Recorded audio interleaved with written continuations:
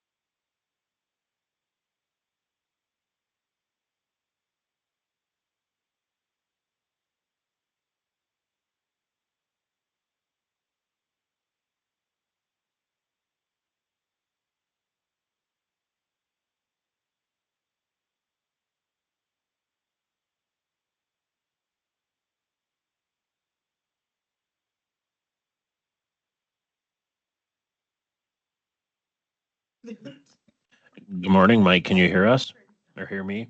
Yes, I can, Tom. You set it up just great for me. I appreciate it. Okay, and you're coming through loud and clear as well. So good to hear. Morning, Mike. Good morning, Diane.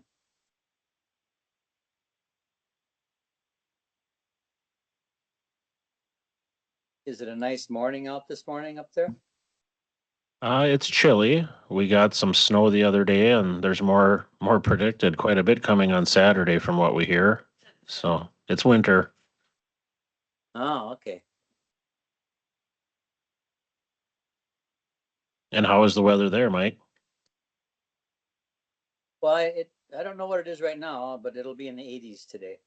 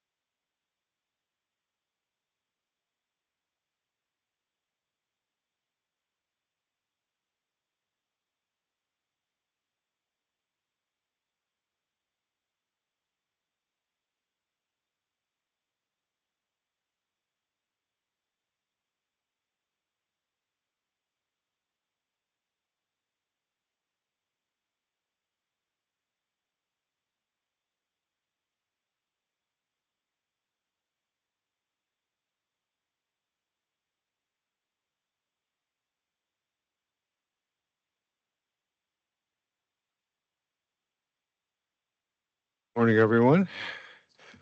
Today is the Wednesday, February 5th meeting of the Planning Resources and Development Committee. Looks like our committee is all present except for Supervisor. Kinnear. He's online. Oh, yes. Okay. We're all present. So let's see. Approval of the minutes from January 15th. I'll move approval, Mr. Chairman. Is there a second? I'll second. Monica. Any questions or adjustments? Okay. All in favor, say aye. Aye. Aye. Opposed, say no. Okay, the minutes are approved. Do we have, so we have two types of public comment today. One is the regular public comment, which is on anything of relevance to the committee. And the second is required as part of our comprehensive farmland preservation plan update process. So each meeting, each month, we're going to talk about the plan. And each month we'll have a public comment period specifically dedicated to that so we can meet the requirements of the statutes. So does anyone here have a general public comment? Do we get anything in the mail, Tom? Okay. Are there any public comments at this time about regarding the comprehensive plan? Okay. Then we will go ahead. We have no public hearing today. We have no staff reports. So with agreement from the committee, we have I would like to move item 10A up to this point. Alec from DNR is unable to be with us today, but he can be on the phone. And he has a short window of time. So if we could move up that item of discussion to this point and get that taken care of, then he can get on with his day. Any objection to that? No. Okay.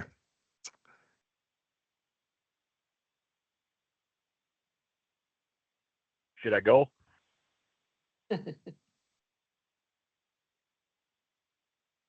Yeah, this is Alex and Alice of USDA Wildlife Services. I apologize. I couldn't be present today. I'm at a farm helping a producer with an issue.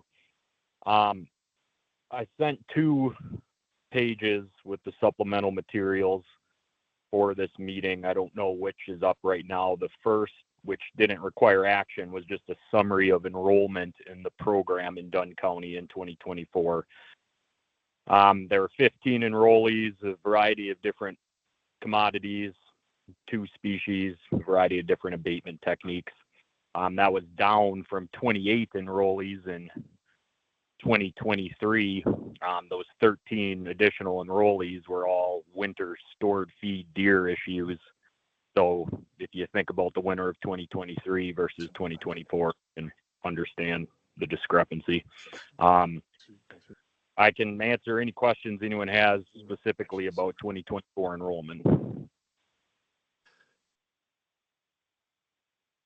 If none, I can move on to claims.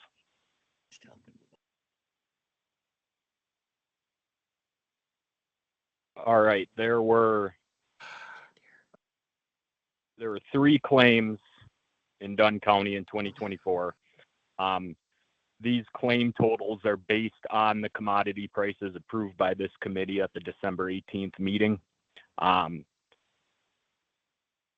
Larson, his prescribed abatement was a shooting permit. He complied with implementation of that abatement, met his harvest objectives, proper notification of prior to harvest so I could do an appraisal. I have no reason to request denial of that claim. I would recommend it be approved. Scott McHenry, same abatement, shooting permit, complied with his harvest objectives, notified me of prior to harvest so I could do an appraisal. Mark, the bear alpaca deal, prescribed abatement was a shooting permit and trapping. We did catch the offending bear. So he implemented abatement well. And additionally, I just want to, without any official prescription, he took it on himself. He installed a 4-strand electric fence around his entire alpaca enclosure. So he won't have any future issues there. And he's eligible. No reason to deny that claim either, in my eyes. So my recommendation to the committee would be to approve all 3 of these claims.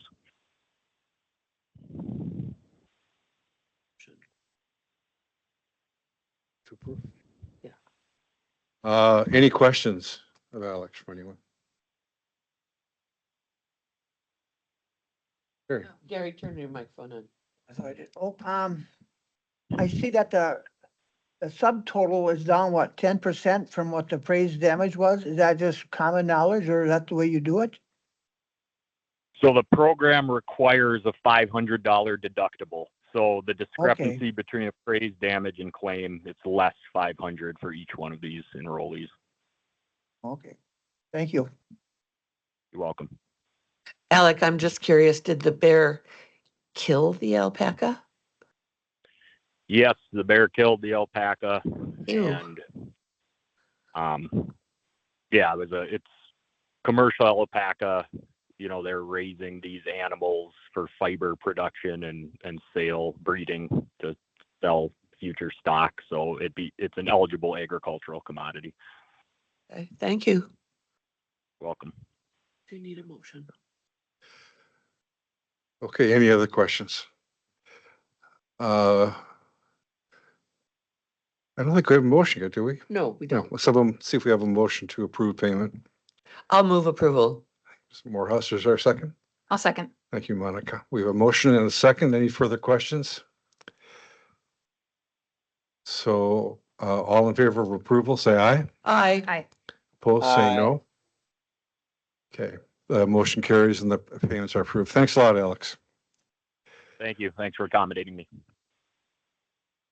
So, as you can tell, I'm having trouble hearing today. My hearing aid is not working and I had a ear infection. So I think I'm going to be okay in this situation. If I'm not, I will ask Gary to take over for me. If I have to. Doing a good job. I'll do my best, Gary. You're free to jump in and help We'll anytime you just keep want. feeding you information. Huh? We'll feed you information. That would be grateful. So we are going to go ahead with the comprehensive plan review, and I'll turn it over to Susan and Tammy probably at some point. And Great. I think Tom's going to pull up my PowerPoint presentation here. Good morning. Thank you again for allowing me to join you this morning. Today, we're officially kicking off the comprehensive plan process. So I met with you January 15th and we discussed what that process looks like.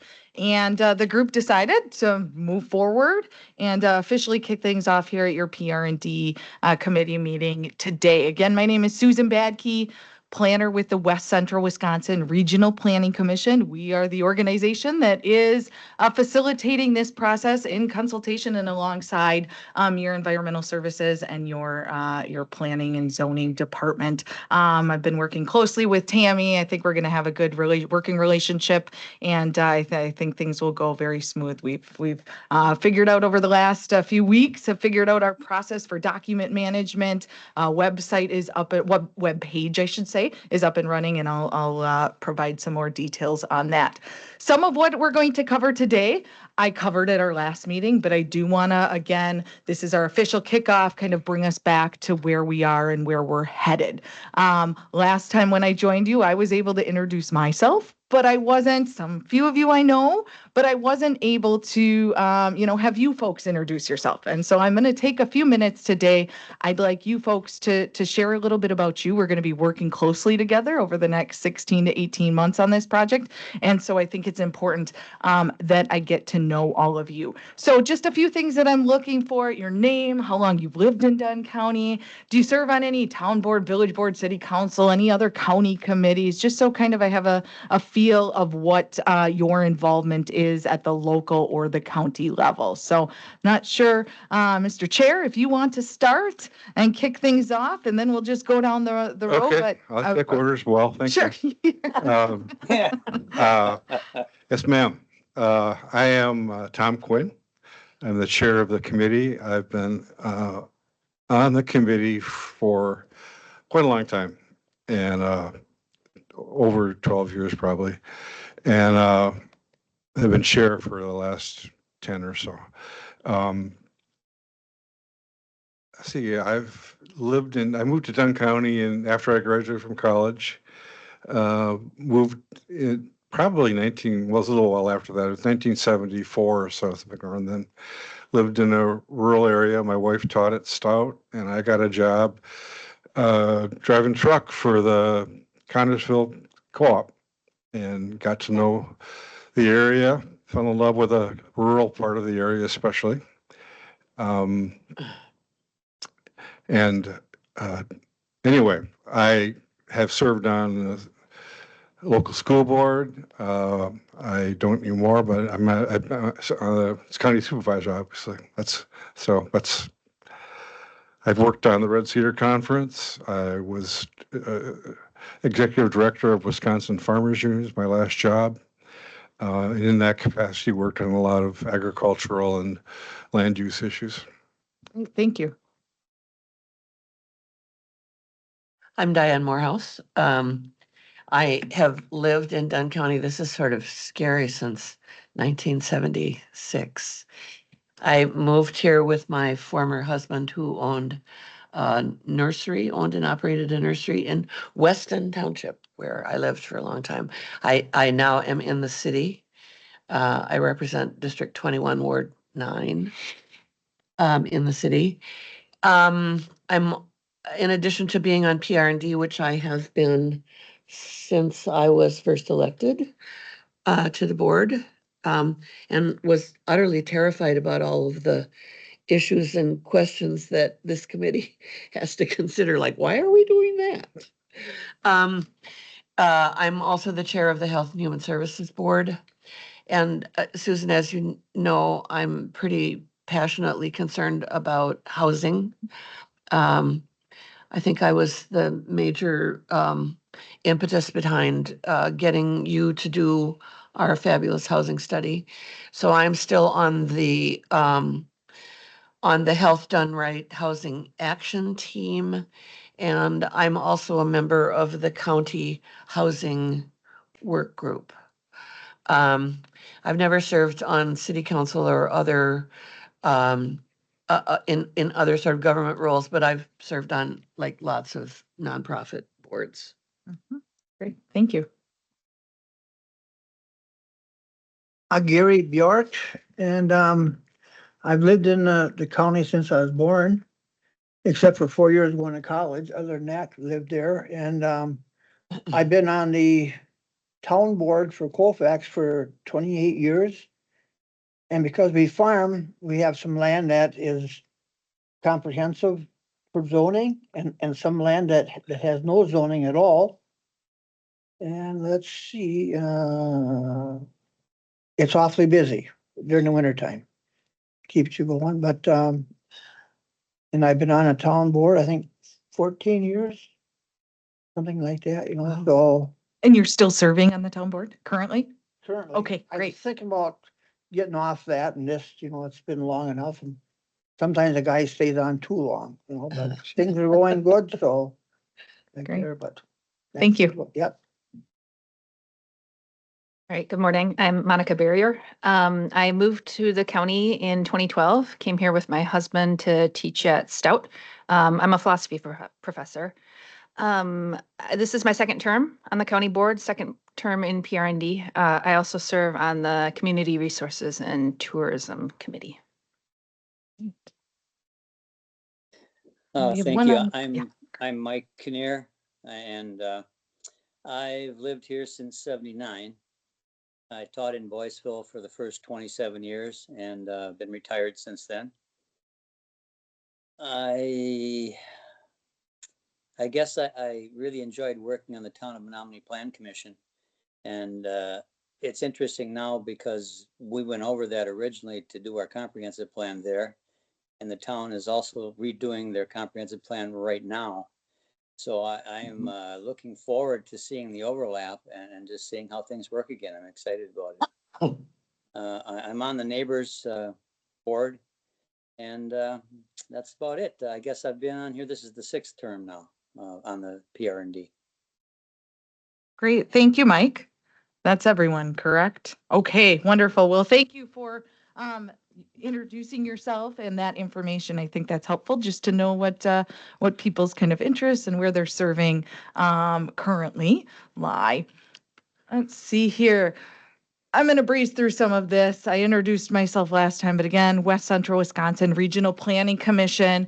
Our authority, RPC's regional planning commissions were created under state statute and for specific tasks. So we collect, conduct, analyze, and distribute data, studies, maps, provide advisory services to local governments and our 7-member counties. So hence why I am fortunate and able to be here today to work with you folks. And we try to act as a coordinating agency. So we sometimes, work with our local units of government and bring them together with the county. It might be with state resources, federal resources, grant opportunities.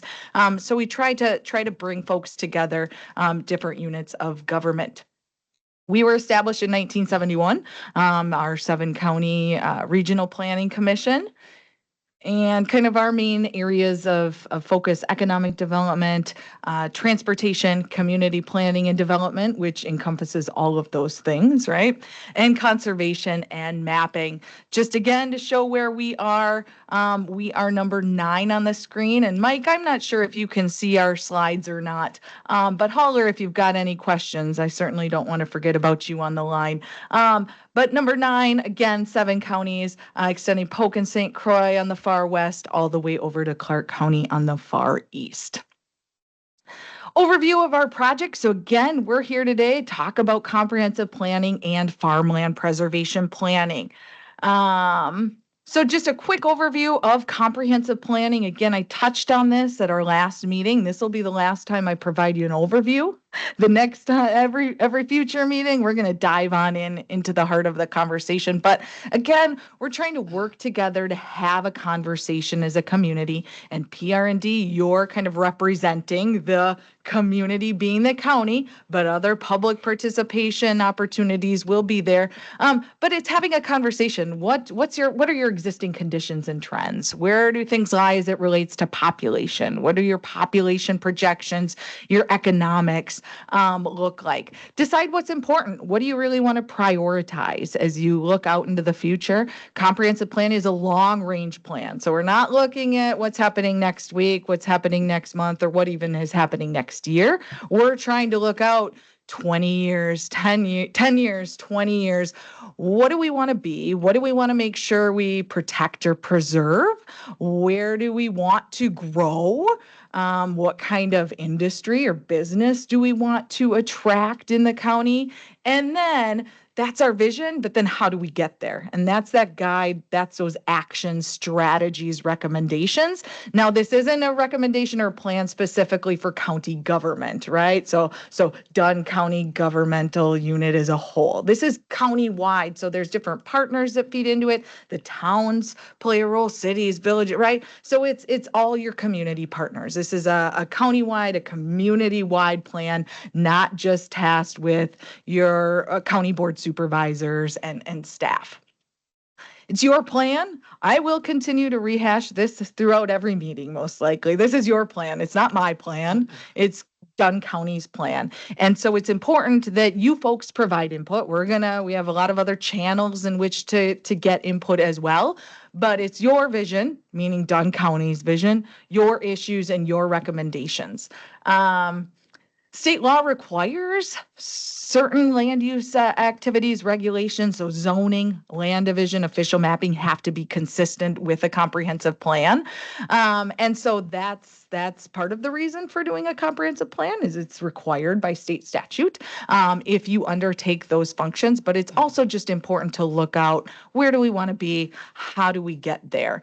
But state statute doesn't say what issues you need to address. It doesn't say what recommendations your plan has to have. That's all unique and very specific to what your issues are and how you want to address them in your plan.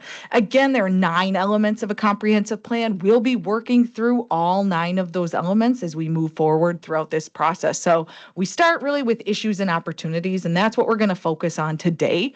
We'll get into housing. Again, we have a countywide housing study, but there might be some updated data. In fact, I know there is, since we did that county plan. So we'll be revisiting housing, talking about what has been done, what do you see, can be done.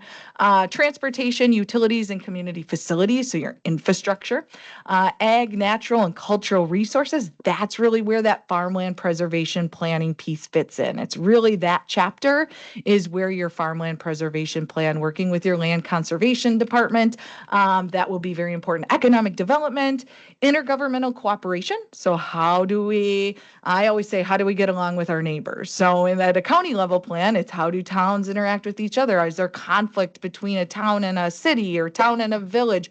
What about your school districts? What about the state, DOT, DNR, a lot of different agencies and players when we're at the county level. Land use. And then implementation. That's really how do we get, what kind of actions or recommendations do we want the plan, to make to achieve what we're looking for. Again, it doesn't say that you have to adopt any specific policies or regulations. State statute is clear in terms of what needs to be addressed in a comprehensive plan. So it identifies each of these 9 elements and says you have to do certain things and certain information has to be provided, but it doesn't say that you have to. You could simply have one policy if you wanted. You could have one goal. It's completely up to the community in terms of what policies, regulations, actions, issues you want to address. Again, this is a county level plan. It encompasses the county as a whole, but the natural focus is on those unincorporated areas of the county.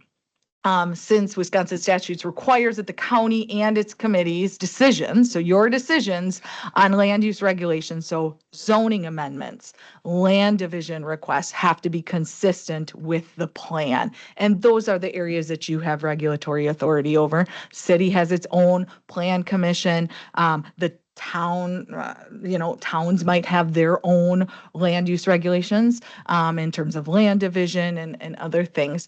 Plan will reference other existing municipal comprehensive plans. So your towns, many of them have their own comprehensive plans. Some just mentioned that they're in the process of updating right now. Your villages, cities. So all of the existing plans will be referred to as well. By statute, the county's plan doesn't need to be consistent with town plans. And I think that's important. A town can have its own plan, right? County's plan doesn't necessarily have to be consistent. That said, it makes it easier if they're consistent, right? Because if I'm looking at a town plan, if I'm looking at the county plan coming together. So we're going to do our best to bridge those. We're going to be meeting with the towns, getting their input. What are their plans? What do their plans currently say? Do they have intentions of amending their plan? Have they revisited their plan? And so we're going to do our best to get that information and feed it into the county plan in hopes that we can make them as consistent as possible. But recognize that by statute, they don't need to. The town can go and have its own plan. The county can have its own plan. But again, that makes it more challenging, right? Comprehensive plan, I already mentioned this, but it's not a to-do list for county government. Okay, that's not what we're trying to do here. This isn't a strategic plan for Dunn County's Board of Supervisors and staff. This is a community plan. Partners feed into this, nonprofits feed into this. There's a whole host of folks. Volunteerism feeds into it, right? So it's about making Dunn County continue to be the place that people want to live, what economic development, what you want to attract, those types of things. A little bit about the farmland preservation planning component of this project. Again, you have your existing plan and it merges both of them, and that's what this plan will do as well. But farmland preservation, it's about helping farmers and local governments preserve farmland, protect soil and water, minimize land use conflicts. It works to provide tools to limit the loss of production farmland. And it allows for some income tax incentives. So I think that there are a few ways in which tax incentives can be provided through agricultural preservation zoning, as well as through ag enterprise areas. And I know that within the county, there are certain parts of the county, certain townships and certain lands that utilize each of those. And so we'll be diving in and looking at that. Farmland preservation is overseen by the Department of Ag, Trade, and Consumer Protection at the state. And it's administered locally by your county land and water conservation department. So that's why it's important that we'll be working not just with your planning director, but also with your land conservationist because of these two things, working in this plan. In terms of the plan itself, it really outlines how you want to address farmland preservation, agricultural economic development. Maybe there are some things you want to encourage or continue to support as it relates to the ag economy, land use. We're looking out in terms of this aspect, we're specifically looking out 10 to 15 years. Comprehensive plan's a little bit longer. We're looking out 20 years, and those statute requires kind of different timeframes, but generally speaking, they'll run side by side. Look at trends, define ag and land use goals. It's a guiding document for your staff, citizens, elected officials. It's not neither of these documents, or I should say plans, although they'll be wrapped into one. This is not regulatory in and of itself, right? So this is not the comprehensive plan. The farmland preservation plan is not regulation. And I think that's important to note. It might include policies that say you should explore, you should consider adopting or amending your zoning ordinance to do X, Y, or Z, or exploring creating an ag enterprise area on XYZ lands, but in and of itself is not regulation. Specific action would need to be taken to amend your regulations. Just to be clear. Sure. Are we going to be reviewing the farmland preservation plan during this process? Correct. Yep. Okay. Yep. So what we are reviewing, what we're updating really in its entirety is the Dunn County Comprehensive Land Use Plan. Okay. Right. And this land use plan includes it meets the requirements for comprehensive planning. And it also is your farmland preservation plan I'll hit the wrong button, but by statute, by Wisconsin law, requires that the farmland preservation plan be a part of your comprehensive plan. So it has to be tied in one. And that plan will really serve as that agricultural element of the plan. Yeah. So great transition. So your last plan was adopted November 2009, revised in 2016, and that's the plan. And again, it's the two components, two plans that are wrapped in one planning document per se. Both plans have to be updated every 10 years. So again, it's going to be one document, but it's meeting that comprehensive plan, farmland preservation plan. They're not meant to be static documents, right? They need to be updated. You have to recognize changing conditions, reevaluate your trends. What are your priorities? And that, in addition to state statute requiring that you update it every 10 years, it's important that we revisit this. And it's important that we talk about how you are or are not using the document and how we can make it a document that you use more frequently as you take action and consider different land regulation requests, such as zoning ordinance amendments, land division requests, so on and so forth. Susan or Tammy, either one of you, are there best practices for pulling the comp plan back out to review? Because we haven't really done that. Sure. Yeah. I mean, if there are best practices, I think it would be great to sort of know that at the outset. Yep. So part of that, Diane, is on my job, right? Like to help you facilitate and to make it more manageable, right? So every meeting we will have at future meetings. This is our kickoff meeting, right? We're going to talk about issues, opportunities, what are things that we should explore and plan to really focus and address, in addition to information that I received from the Towns Association, information that comes from the public participation survey that we'll be having. But at future meetings, we're then going to be breaking it down into kind of bite-sized pieces, right? So we might be talking about housing. And one of the things you'll be tasked with then is taking a look and revisiting the housing chapter, specifically the goals, objectives, and policies, right? It's not as important that you review the data because that's old data, right? I'm going to be providing you and presenting you, but it'll be important that you do take a look at this and look at the goals, objectives, and policies. And we'll be telling you before each meeting, hey, take a look at pages, 79 through 90 in advance of the meeting. So we'll try to make it a little more manageable. If that does that get to your question of how are we supposed to be reviewing The this? question, Susan, was much more like, as we're moving out to 2035, I Mhm. mean, should this committee be looking at the comp plan every year? I mean, I don't know. Got it. Yes. That's what I And- asked about best practices. Got it. Yes. So And I would so that think, it's a workable document and not just something yes, a that static. sits on the shelf. No, absolutely. And my answer would be yes. And when we talk about implementation, we'll also talk about amending the comp plan versus updating the comp plan. What does, we always advise when I work with communities that you revisit it at least annually.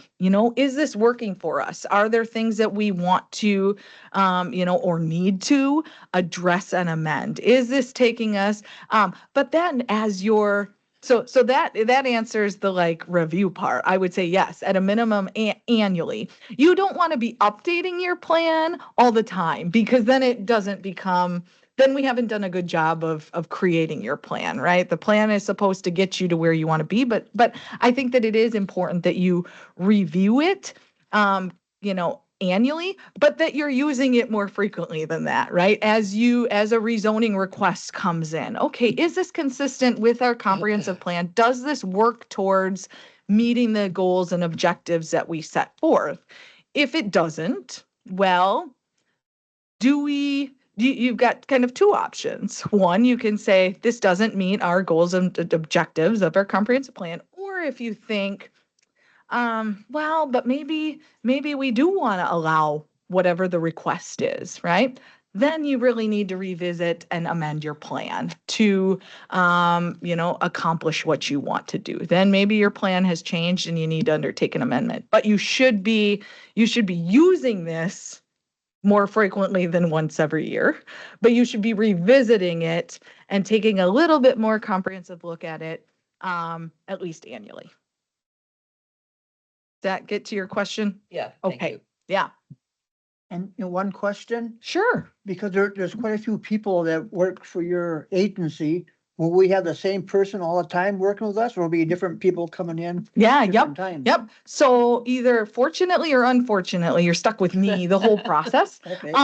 There is, occasionally I might bring along another planner, right? So we have one of our planners in our office has been with the Regional Planning Commission for over 20 years and is a wealth of knowledge and has actually done quite a bit of work in Dunn County on a variety of different studies, water quality, broadband, large livestock facility siting. And so I'm in consultation we're working closely side by side every day, but it's possible he might join me here if there's a specific topic that maybe he's a little more knowledgeable than me, right?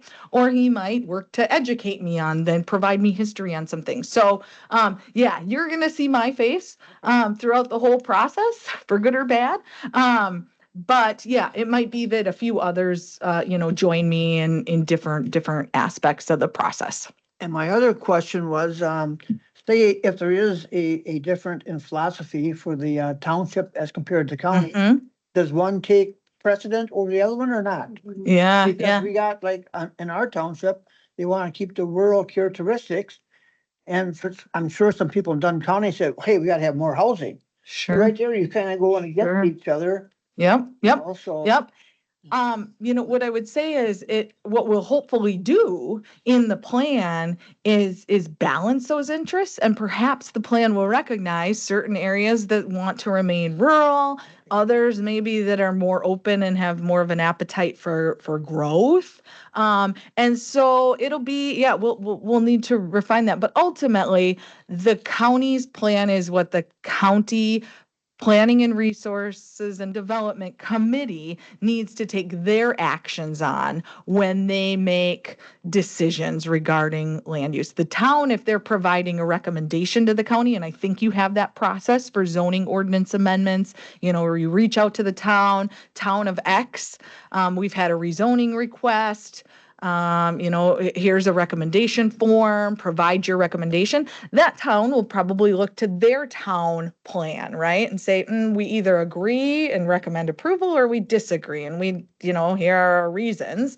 That's a recommendation, right? But what the county will need to be looking at is the county's plan, taking into consideration the feedback from the town. So it's a balancing. So I'm not sure if I can, but ultimately the county's plan is what the county needs to make its decisions based on to be consistent with state statute. Yeah, sure.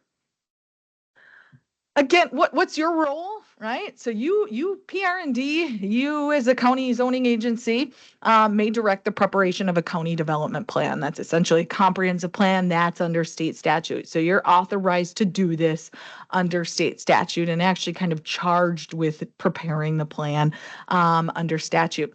Following a public hearing, so we have to have a public hearing. We'll make sure that we follow all of the requirements of statute. And I think there's 2 members of your Corp Council team that are here, so they'll make sure that we do that. But the committee adopts the plan and amends. So if you amend your plan, you're doing that by resolution. That ultimately then you're essentially approving the plan and recommending to the county board that it adopt the plan by ordinance. So you folks will be, as the PR&D committee, preparing the plan. You'll need to be taking action on the plan in about 16 to 18 months. You'll get a resolution before you, and then it would go on to the county board for final approval and adoption by ordinance. Again, we're going to have about 7 to 8 meetings. Your goal, you need to affirm the vision and goals of the county, and we'll be tasking you along the way. Review, the goals, objectives, and policies and recommendations from this to see, okay, are there things we want to keep? Are there things we don't want to? And so that will be important. Provide information and direction on the plan, review materials, provide input, help promote the planning effort, help promote the surveys and engage your communities, your neighbors, your friends, your family, engage folks in the process, because it is important that the community, the towns, cities and villages, right? Everyone be engaged and participate. That's what makes a plan a good plan. So all things that you folks are familiar with and have probably done in your other capacities, either on the board or in your other organizations that you participate in. In front of you is a little packet of materials. What I will point out, and I'm going to walk through a few different things here, but is this updated fact sheet. So I mentioned this at our last meeting. Since then, we have updated it and have included some additional data, have included a few maps, as well as you'll see on the right side of the flyer as you open it up, actually on the left side. I should get my left and right figured out here. Left side, you'll see want more information. For additional information, please visit the project webpage. That is a webpage that your county planner has set up, working with county IT department and all of those things. So, be sure to check that out. There's a QR code. We will have this, and this will be available. Tammy has it. It can be printed, left at City Hall. This is really meant to be an educational tool, right? getting a quick handout. What is the comprehensive planning update project? What is farmland preservation? What is some data? What are we doing? Where's the project webpage? How do I get more information? I have questions. Who do I contact? So this is a great just tool that I think will come in handy for helping to educate and promote the planning effort as well. And we'll be doing a variety of other engagement techniques as well. But I think this will be a useful kind of what we call a fact sheet. So it's kind of a 4-page kind of handout, provides some different data. I'll let you read that at your convenience. But if you want copies, I'm sure you can reach out to Tammy. She can get you some so that you can provide them to, if you want to provide them to the town boards, we'll be sharing this information as well with them. But certainly let us know. We also have some displays over there. You can feel free to take a look after the meeting. Those will also probably be posted on the webpage. Just educational. I prepared those and brought them to the Wisconsin Towns Association meeting that we attended. I guess it was last week, maybe. And I'll share a little bit more information on that as well. So a variety of things that we're, trying to do to engage and educate people on this project. Also want to touch on the project scope. So you folks have seen this. This was included in your packet at the January 15th meeting. But what I have done, and I've included a copy in here, is I've updated it now that we're actually officially kicking off the project. I've updated it instead of saying month 1, month 2, month 3, have updated it to include some, targeted months. Those might change, right? We have to be flexible. There's a lot of moving parts here, but it should hopefully give you a better idea. So our next step will be surveys. You can see there what our intended timeframes are by, this time next year, February to April. Yep. We'll be, hopefully we'll be doing, some, actually it'd be the following year. So 26. Yeah, 26, January 26. We will be working through the public hearing and adoption. So again, it's going to take us, some time to move forward, but 16 to 18 month process, 7 committee meetings. I did present at the County Towns Association. I was impressed with how many folks I was able to get in front of. That's a really great group. I didn't know that those Wisconsin Towns Association county unit meetings occurred, but that's a really good way to notify the towns of different things and get their input. And I'll share some of the input that I received, but I think that was a really great meeting. So that was on January 27th. I presented in front of them and shared information, made them aware of our project, what's going on, that you folks, PR&D is preparing the plan. So if you get questions, you'll be ready to answer them. 4 surveys, we'll be discussing that a little bit later. 6 focus groups, 4 zoned town meetings. Again, this isn't to exclude those that are on zone. We are happy to meet with any town. Tammy's happy to meet with any town. The real purpose of those zoning meetings is to, again, talk about consistency. Where they're zoned, we need to look at our future land use map and their zoning map and talk about the consistency between them. If there's a town that's interested in pursuing zoning, we're happy to go chat with them as well. So happy to chat with anybody. It's just we need to ensure that we're meeting with those zoned towns to have that more detailed discussion. Public hearing, so a wide variety of different public engagement methods that we're using. 4 surveys. Again, I'm going to go through these in a little bit more detail in a little bit. General public survey, that's going to be web-based using SurveyMonkey. That's going to be, everyone is going to have the opportunity to participate in that. And so we'll do some promotional materials. City village survey, that's going to be mailed, and that's going to be mailed to the clerk with the attention of either the mayor, the village board president. So we're looking for that lead local elected official to fill out, essentially, asking them, are there issues that we should address in the plan? Do you have a comprehensive plan? When was it last updated? Things, just getting different information. Town survey, and then a farmland owner survey as well. 6 focus groups. We plan to have one focus group on housing, another on water, economic development, agriculture. That will require 2 meetings, and then that's really because of the farmland preservation planning component. So we'll be spending a little more time with the ag group. Land use regulations, and then the 6th is really to be determined by you folks.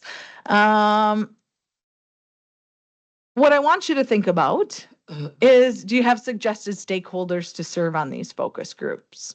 Okay, we'll be working with your staff. Perhaps they'll have some suggestions.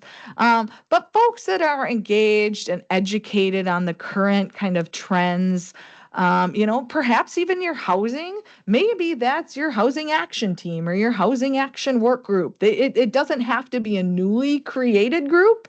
It could be an existing group that is, equipped to really discuss and focus on these specific issues at hand. But we will want to start thinking about who are some suggested stakeholders to serve on these groups. These likely will occur May or June.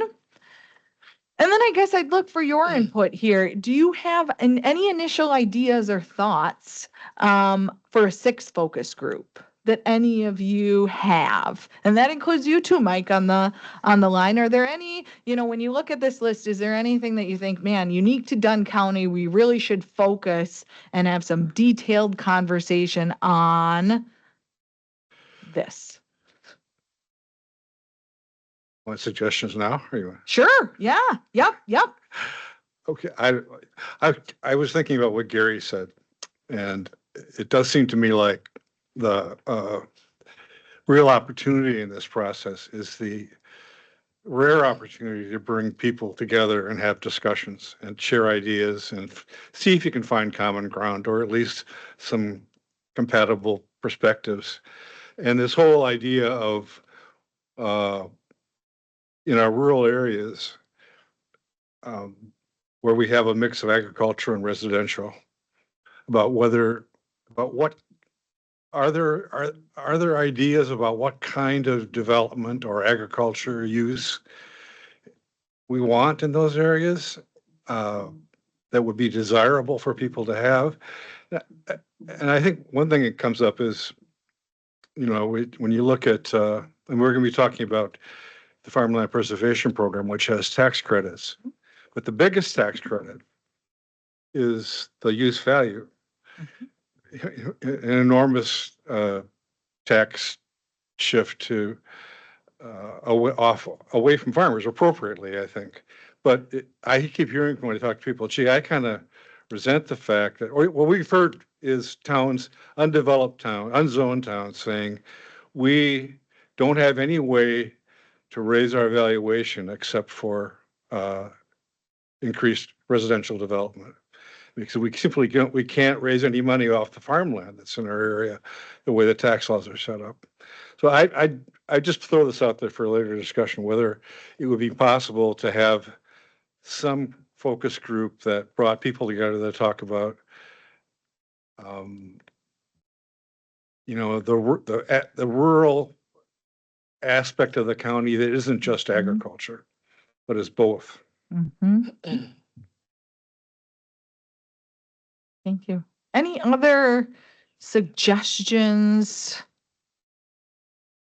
reactions, or thoughts to Tom's suggestion?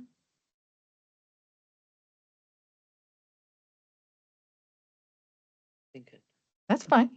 And we can go back to this. If you want to give it some thought, we can carry on, talk about surveys a little bit, some data, some issues or opportunities. So let's someone remind me if I forget, but at the end of the meeting, maybe after we've talked about issues and opportunities, that will get your, spark something in your mind as far as a focus, another focus group, or thoughts and reactions to Mr. Quinn's idea. So these are the things that we're going to be working on. I will note, I've already given some consideration to adjusting the schedule a little bit. So we might hold our first agricultural focus group and then do the farmland preservation or the farmland owner survey. So in thinking about things, so recognize that there might be tweaks to some of the timeline on here, but I'll be working closely with Tammy just to make sure our order of operations is good, and that we make sure that our surveys, we don't want to over survey people or confuse them. Why do I need to take one online when I'm getting mailed one? Or so we're giving some thought to those things. So we'll circle back to the focus groups maybe at the end of the meeting and see if there are any additional ideas. Again, meeting with the zone towns, and you can see here, this is also included in your fact sheet, a map of those towns that are with Dunn County zoning. My search indicates there's no town with their own zoning in Dunn County. They all are under county zoning if they are zoned. The towns up there you can see that don't have zoning. And then towns with their own subdivision regulations as well. All towns will receive the survey. So regardless if you're zoned, unzoned, don't ever want to talk about zoning, really care about zoning, every town will receive a survey. And that is meant for one survey per town, right? So we're looking for, what's your future vision? Are there land use conflicts that we should address? Really trying to get information from the town. Again, that'll be mailed to the clerk, but we'll put the attention of it to that, chief elected official, the town board chair, most likely. And then we'll be having those meetings directly with those zoned communities. Anticipated committee meetings, again, project kickoff, and I appreciate the fact that on your agenda you had the public comment, that anyone's always welcome to attend and share their public comment at the chair's direction on the comprehensive plan. So these certainly are open meetings that folks can come and participate in as well. Meeting 2, which will probably be April or May, we'll discuss some survey results and visioning. 3, you can kind of see here the schedule, how we're going to be talking about different topics. So transportation, utilities and community facilities, ag and natural and cultural resources. So this is where we break it into kind of hopefully some smaller bite-sized pieces that we're not saying, here, let's talk about the plan, but let's focus on each of these aspects or elements. Intergovernmental cooperation and land use towards the end of the year, implementation, draft plan, and then public hearing and consideration. Again, this might get pushed out a little bit depending on how quickly we move on things, and then the number of projects we have going on, committee meeting items as well. So, but this is our anticipated timeline. Hopefully can give you folks an idea of what we'll be discussing when and how we're kind of our approach for moving through the entire 9 elements throughout this process. So real quickly, I want to touch just an overview of some key demographic, economic, land use trends, kind of get your, perspective on things. Some things to keep in mind in terms of our data sources. So the U.S. Census is our primary source of quantitative data. That said, there are some limitations, right? So 2020, the decennial census occurred. That is supposed to represent 100% count of the population, right? That's supposed to be that complete count. Now we're in 2025, so that data is 5 years old, but it just came out, May 2023. It's the best source of that 100% data that we have. So we will reference that. And some folks say, well, that's old data. Well, it's still our best source of data that we have, recognizing that things maybe have fluctuated, some changes. We also utilize the American Community Survey. That's an estimate, average estimate data. But we do use that, for some demographic, income, housing, place of work, housing data. So there's some data we get through there. But again, 5-year rolling average. So when it says 2022 ACS, that's reflective of kind of average estimates over a 5-year period, 2018 to 2022. The problem with that data, at a county level, it might be okay. But when we look at a town, the margins of error are very large just because of the sample size. So you might see 50 plus or minus 42. Well, that doesn't really give us great information. So that's where, if we can, we try to look back at that 2020 census, as that is supposed to be, that complete count of data. So just to share some population trends, again, 1980 to 2024, this is the estimate from the state of Wisconsin. The Department of Administration prepares population estimates on for January 1st of every year. You can see, countywide, you have grown since 1980, where the population was about 34,000. We're now up to about 46,000 folks in the county. Where has the population change occurred? I always find this. I think this is more impactful and insightful than just looking at the line in general. Countywide, 3.6% increase in population from over the last 10 years. And again, the last 10 years being that 2010 to 2020 time period. You can see where the growth has occurred primarily. So those in darker blue are the municipalities that have, per that census data, had the largest population growth during that 10-year period.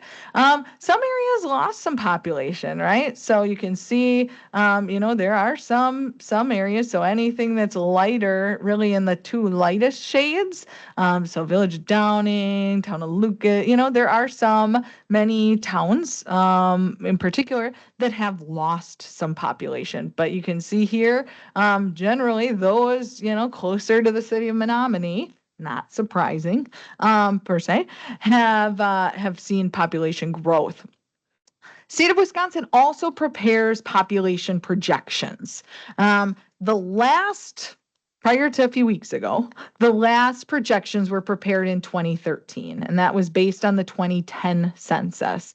I've been patiently waiting, and a few weeks ago, they did finally publish some population projections out to the year 2050. So you can see here, this is your census, 45,440. Their projections show some increase, but then it shows countywide starting 2030. You're going to start to decrease down to 42,475. Now, I'm not concerned. Don't pay attention to the specific numbers, right? Is it going to be 42,475? Is it going to be 42? Is it going to be, you know what? You might, depending on your actions, your policies, you might actually not see any decline. You have the ability, the county, the communities have the ability to influence your projections. So while this shows like, oh man, 2030, and we need to be mindful of that. We are an aging population that does have implications in terms of continued population growth. Especially when you start getting out here. But if you want to grow, if your policies, your actions, your recommendations, if you do certain things, you can influence this trend line, right? It might not go down. It might say, you folks might want to plan. What can we do to, see this line either be stable or continue, to grow? Here you can see, percentage change wise. So in that 5-year period, about just 0.1%. So some small increases. Out to 2035, they have you start decreasing by over a percentage point, 2%. Your total change drop in population is about 6.5%. Any initial reactions to these projections?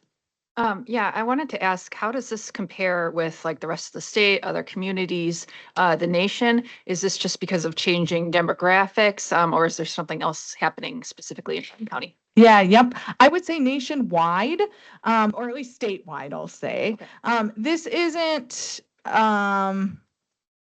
this is a common this is common throughout many of the counties that we see in our region. So I can talk about our 7-county region in particular, right? Because that's what I'm most in looking at the 2020 and looking at the latest projections. Many of our counties, some are projected to experience a much higher loss of population. So Polk County, that's where I came from. That's where I was born and raised. That percentage, I think out to 2050, they're projected to experience, I want to say it's close to a 20% decrease in population. Those are some shocking numbers. And again, these are projections, right? We all know it can change, right? But we do need to be mindful and pay attention to our aging. So we have an aging population. Our birth rates are lower, so we're not bringing in younger kiddos into our population. And so it's important that we do look at things. That said, St. Croix County to the west, there's an influx, of folks from the Twin Cities moving across the border. I'm working with them on a different study right now, and they're saying most of our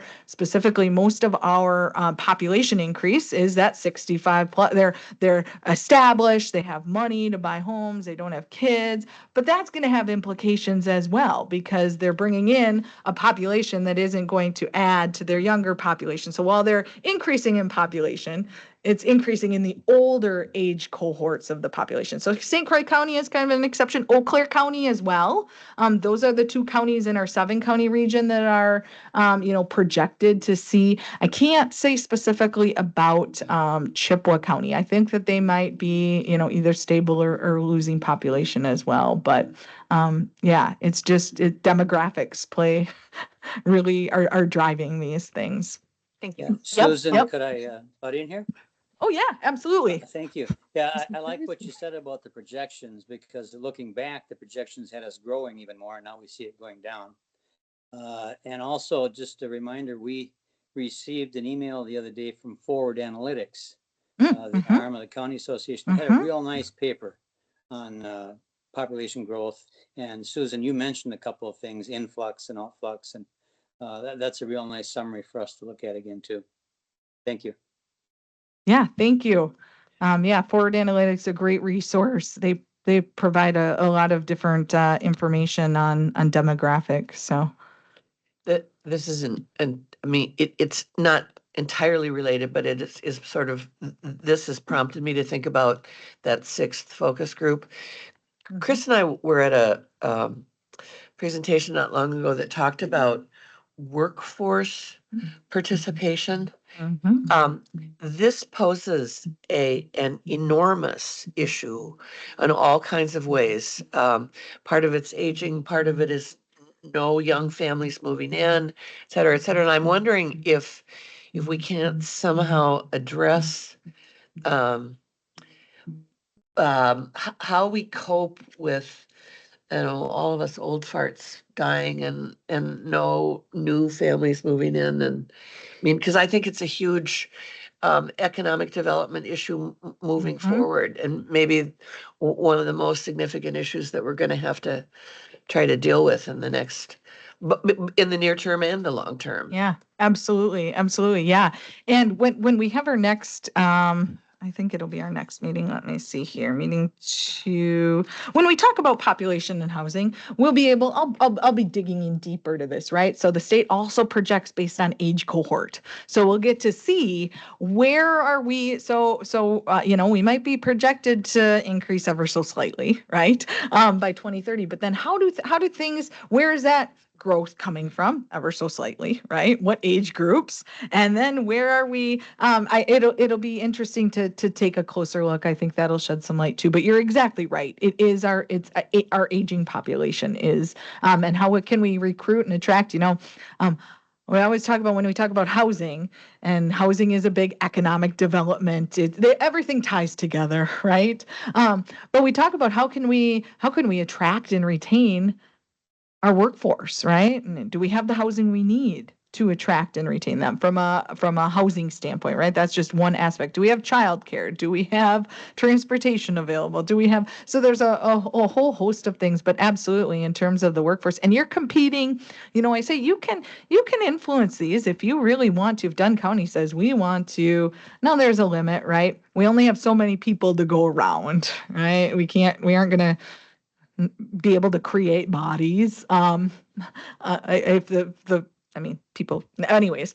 But there's a finite number of people, right? That is based on births, deaths, just with statewide, right? But you're competing with St. Croix County, you're competing with Barron County, you're competing with, if you create a place and quality of life and, you have the ability to influence. Now, I'm not saying that you won't see any decrease, right? It's hard. These are projections, but you do have the ability. Maybe it won't be as much of a decrease. Maybe you'll see an increase. So those are the things that we're working towards. But yeah, keep that in mind. If and the workforce piece, that will be part of our, we do have an economic development focus group. So keep that in mind as we're talking about focus groups too. But excellent point, that workforce aging population certainly is a key discussion aspect.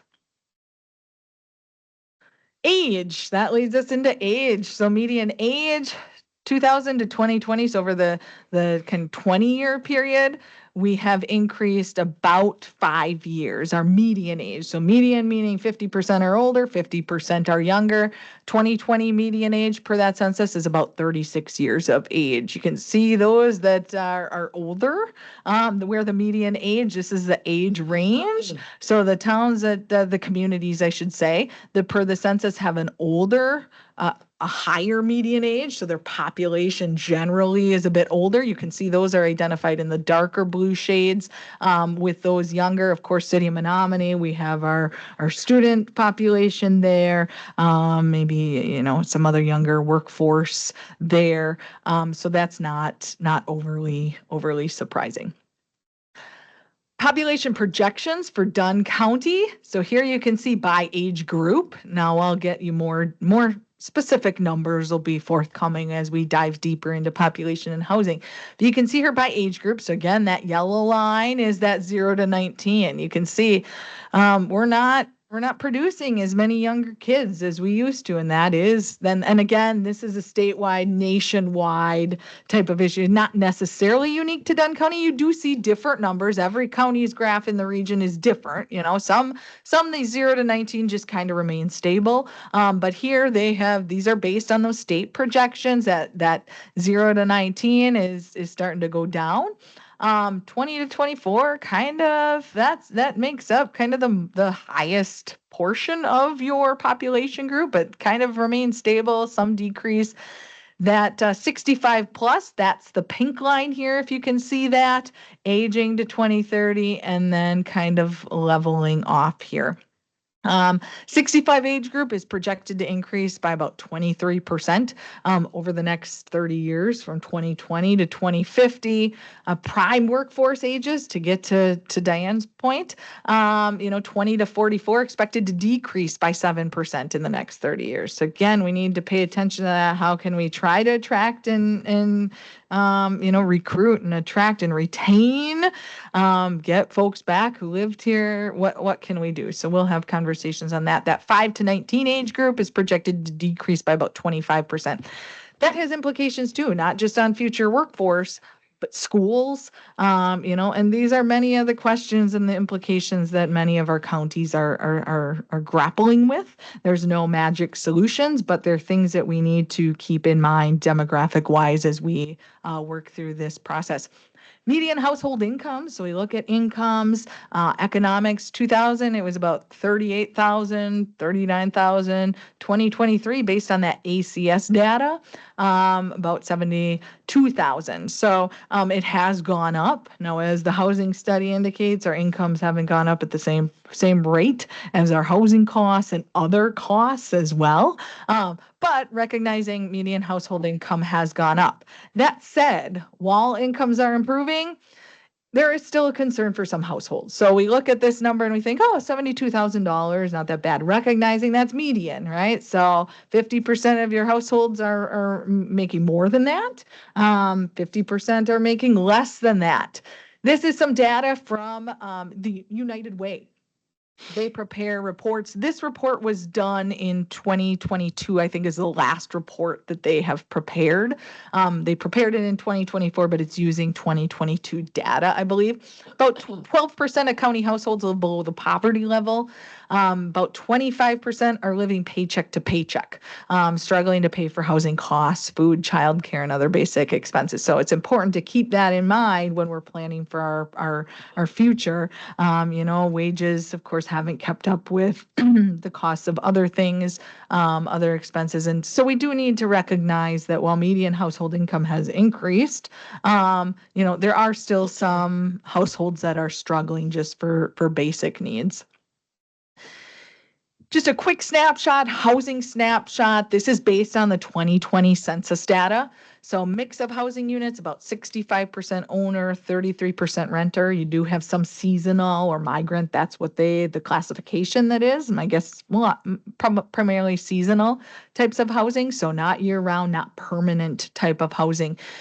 Vacancy rates, rental vacancy per the 2020 census was within the healthy range, owner vacancy below the healthy range. And we'll talk more about this data and what that means when we talk about housing. But generally speaking, looking at that 2020 census data, you're short on housing units, right? Countywide to meet and have a healthy range, which does help keep costs lower. Supply and demand. If you have a little bit more supply than your demand, you're going to keep prices lower. Housing costs, 2024 median sale price, according to the Wisconsin Realtors Association, was about $284,000. It's a 42% increase from 2020. Okay, so we've seen over the last 4 years, the prices have continued to go up, and I suspect they will continue to go up. The costs of labor, the costs of materials, workforce shortages, which impact the cost of labor, right? And so there are things that communities can do if they want to lower that, right? If we get more housing, if we review our processes, our permitting, our, allow for other types of housing to be built. And kudos to Dunn County. I know that you have an accessory dwelling unit ordinance, and I know that maybe has caused, there might be people that support or oppose it, but it is a different type of housing product, right? So some people, I know at the Towns Association, one person put that as an issue. Another person said appreciate ADUs. So, it is a different type of housing option. Rents have also gone up. Current median rent price for 2-bedroom unit, over $1,000 in the county, and it's continuing to increase. Again, we're going to dive deeper into housing when we talk about housing, but want to give you kind of a quick snapshot. 2022 primary job, folks are always interested in that. People who live here and work here, is about 7,600 folks. However, we have a number of people that are leaving. They live here, but they're not working in Dunn County. About 12,000 folks live in Dunn County, but are leaving the county for work. Similarly, you have about 10,000 that are coming in from other places in the county. And we'll dive deeper into this when we get into economic development. Unemployment rates have gone down. That's a statewide, probably a nationwide trend. Average commute time is about 23 minutes. Most of the folks here, about 80% commute alone. And about 12 to 13% work at home. In terms of industry mix, you have your top by job count, at least reported job counts, your manufacturing, government, retail trade, healthcare, transportation and warehousing, accommodation and food service, and construction. Those are kind of your top industries in the county.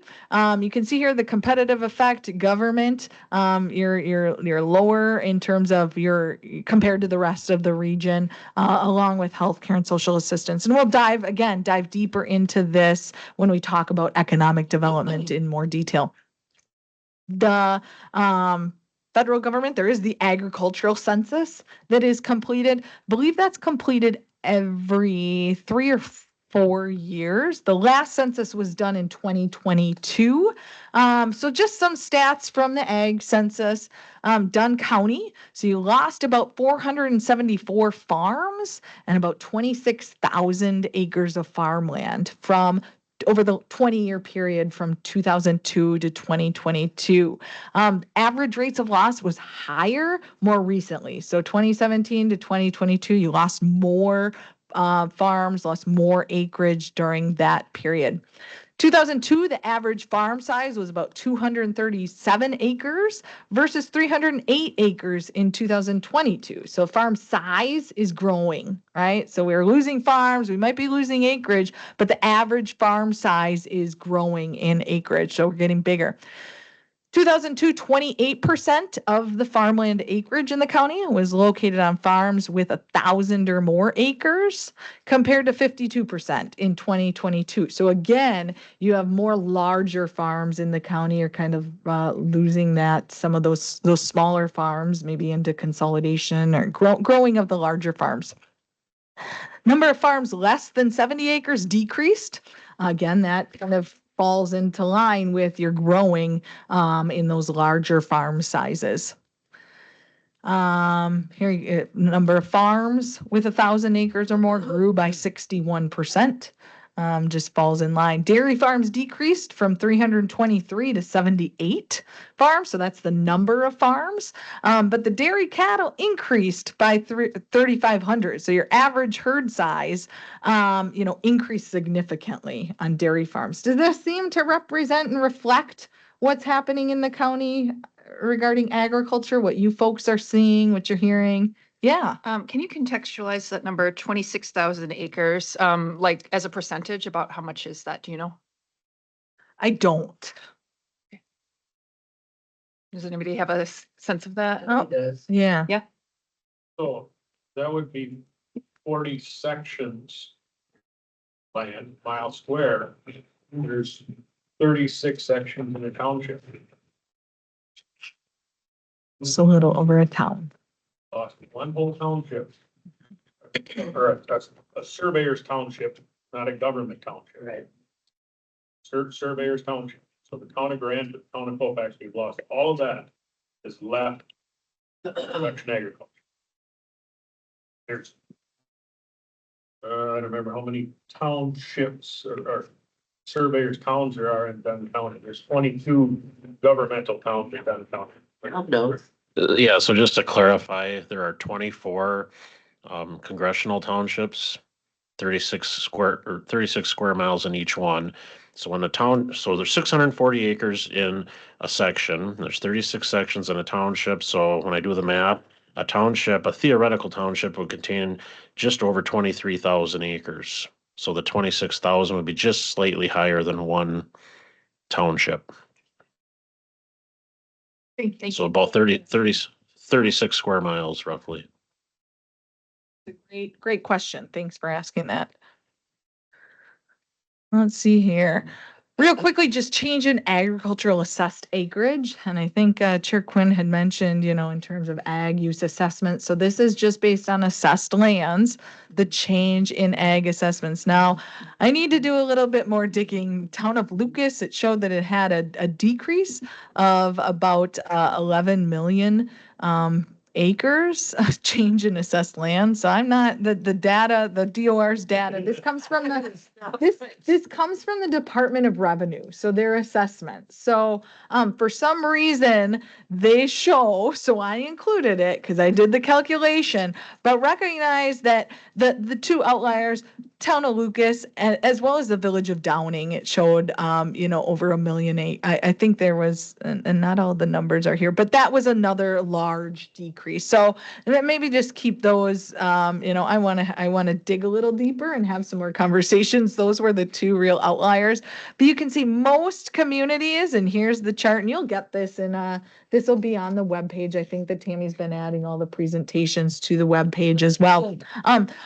Most have lost. I think all Village of Ridgeland, 0. Yeah, most of them. There are a few towns that have increased in their ag assessment, right? So it might have been assessed something else, and then it changed, converted to ag. But most, we're seeing a pretty significant decrease over that 10-year period from 2013 to 2023 in lands that are assessed as ag. Similarly, we took a look at change in residential assessed acreage, and here you can see, again, not sure, Village of Downing, it showed it had a decrease of 92,000 acres. That's another oddball. I don't think that the Town of Lucas was as oddball this time, no. But you can see most, we're losing ag assessed lands, we're really gaining, other than the Village of Downing, which is, again, I think that's just a flaw in the data from DOR, from their statement of assessment reports. But we're losing ag, generally speaking, losing ag assessed lands, gaining in some places, in some towns, quite significant acreage in residential. And there is that, correlation. And like I say, these maps will be in the presentation materials that get posted to the website, so you can take a more closer look at the data. I realize it's a little small, but all of them, again, except for this one, all have gained in some quite significant. Town of Red Cedar, about 356 acres over that 10-year period from at least an increase in that from residential. We don't know what it was before, but if we look back, for example, town of Red Cedar, about 980 acres were lost in ag use assessment. Now, it might have gone to undeveloped. It might have gone, right? There's all different assessment categories, but what we're trying to look at are are some land use trends. Any thoughts on these trends? Does this reflect what you see in the county? Are there any additional land use trends we need to take a close look at? We'll be looking at additional data, but is there anything in particular that's on your mind that you want us, to take a closer look at as it relates to land use trends?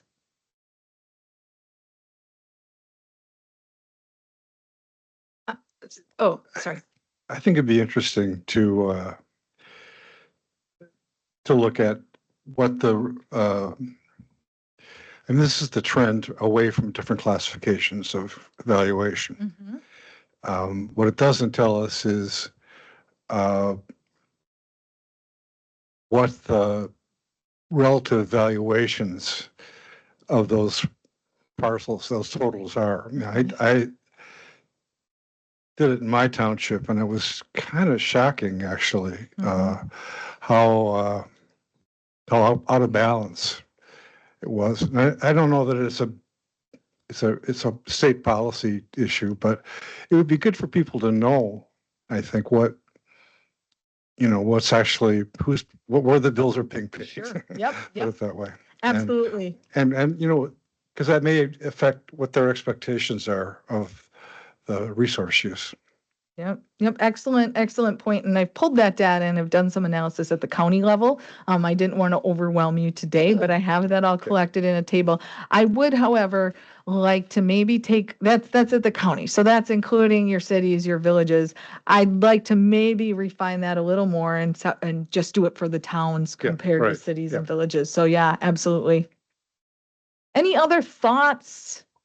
Yes. I'd be interested in knowing a little bit more specifics about what is happening to this farmland that's being lost. What is it now being used for?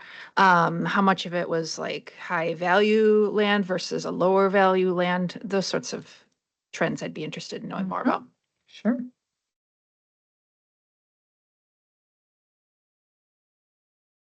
So I know, like in my township, we're down to only 2 dairy farms left. And 20 years ago, there's probably 18, 20. Mm-hmm. And then we talk about farmland, loss.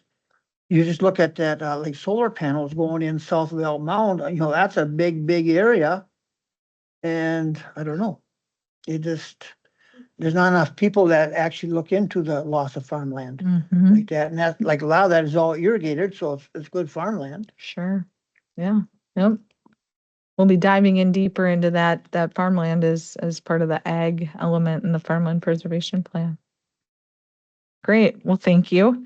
But I do think that one thing is, even though there's less cows, but the farmland is still being used for grain and that kind of stuff. Yep. Because you at least have a little time off. Sure. Yep. So now, different, crops instead of cattle. Well, for sure.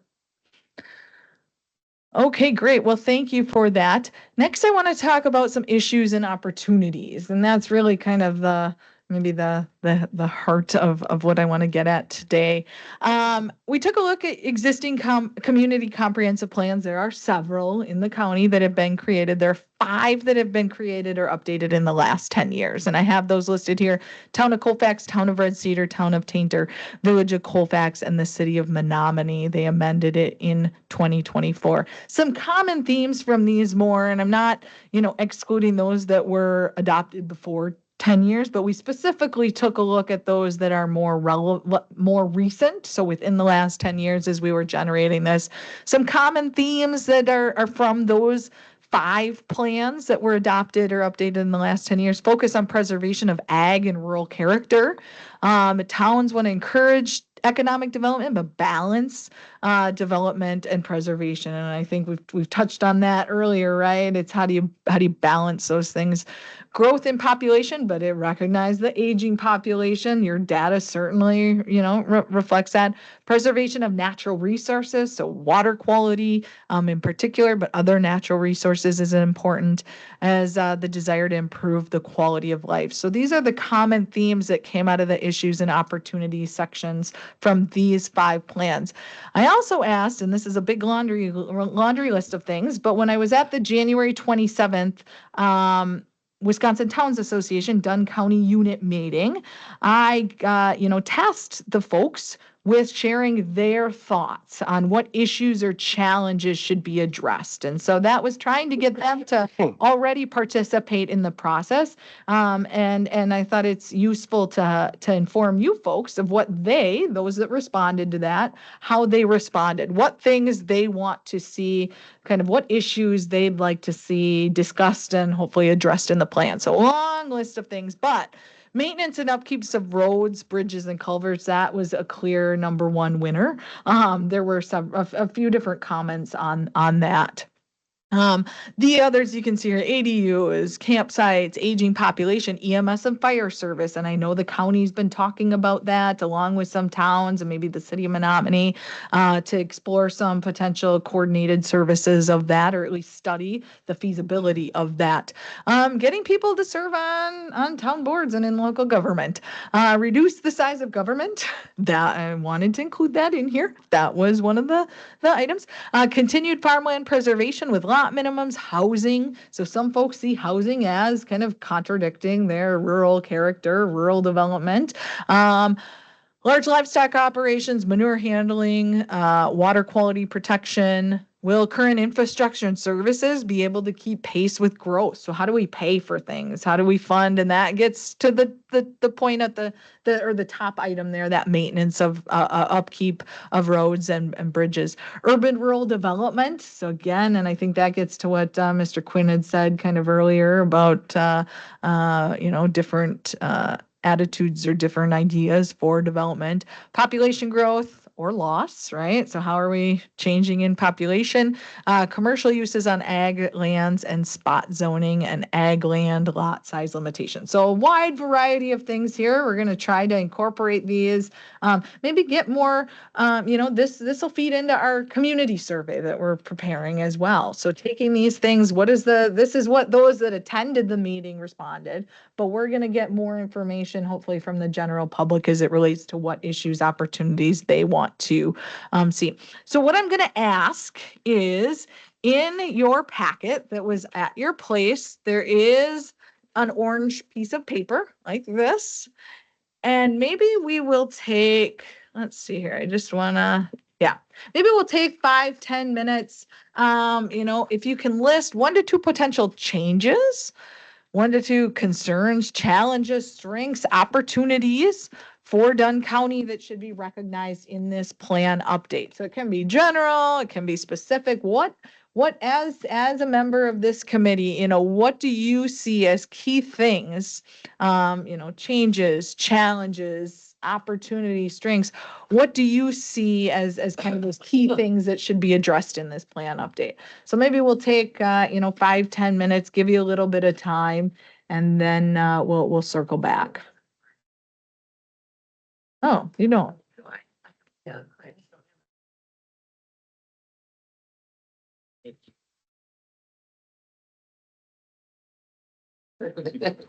I have a bunch too.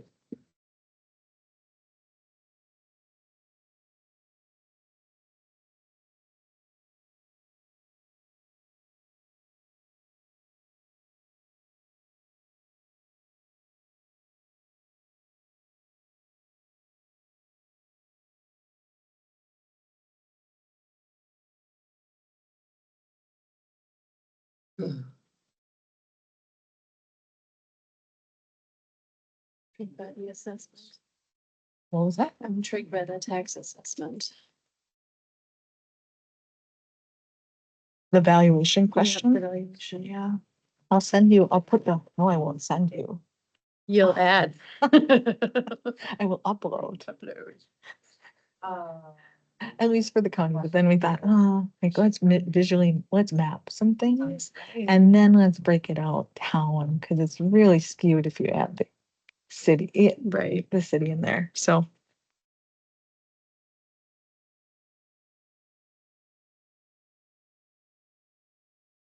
You the key staffer for this, you are. Mhm. Do most counties, is a surveyor the key? No. I didn't think so. I know at the last meeting, I was like, oh, he's the county surveyor. Our police administrator used to do it Okay, traditionally for years. okay. Yes. But then it's a Um, Okay, yeah. John is playing it. Okay. Yeah, So- it was like somehow the county administrator at the time said, well, Let's have the county surveyors. You do a nice, very nice job. 4 of us You do a said that. very nice job. Well, thank you. So much work. Yeah, it is. It is.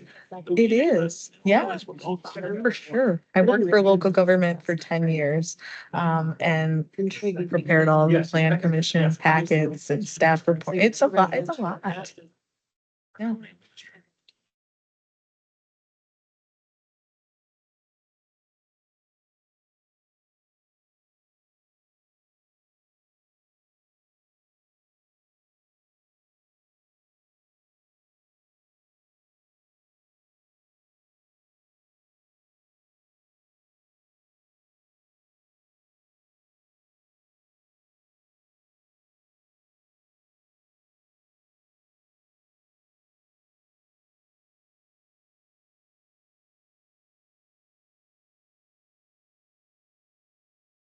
Okay,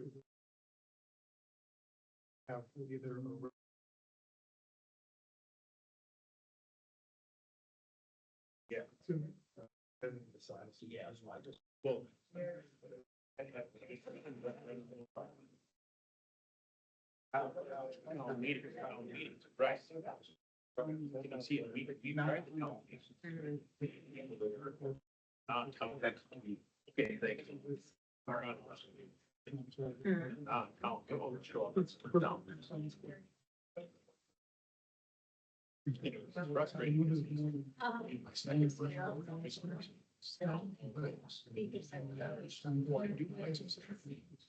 And those people don't come up. Their vote to raise taxes. But the residents didn't show up. Different designation so that they can move on. I said, we can.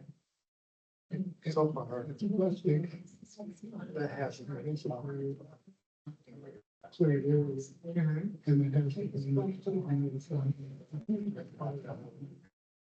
Or it's just like kids. Perhaps that it was short. One bad. Like he said. When I. Negative check. Yeah.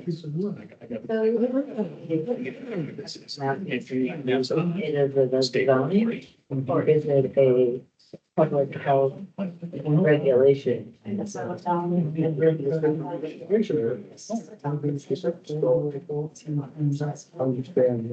Like I say.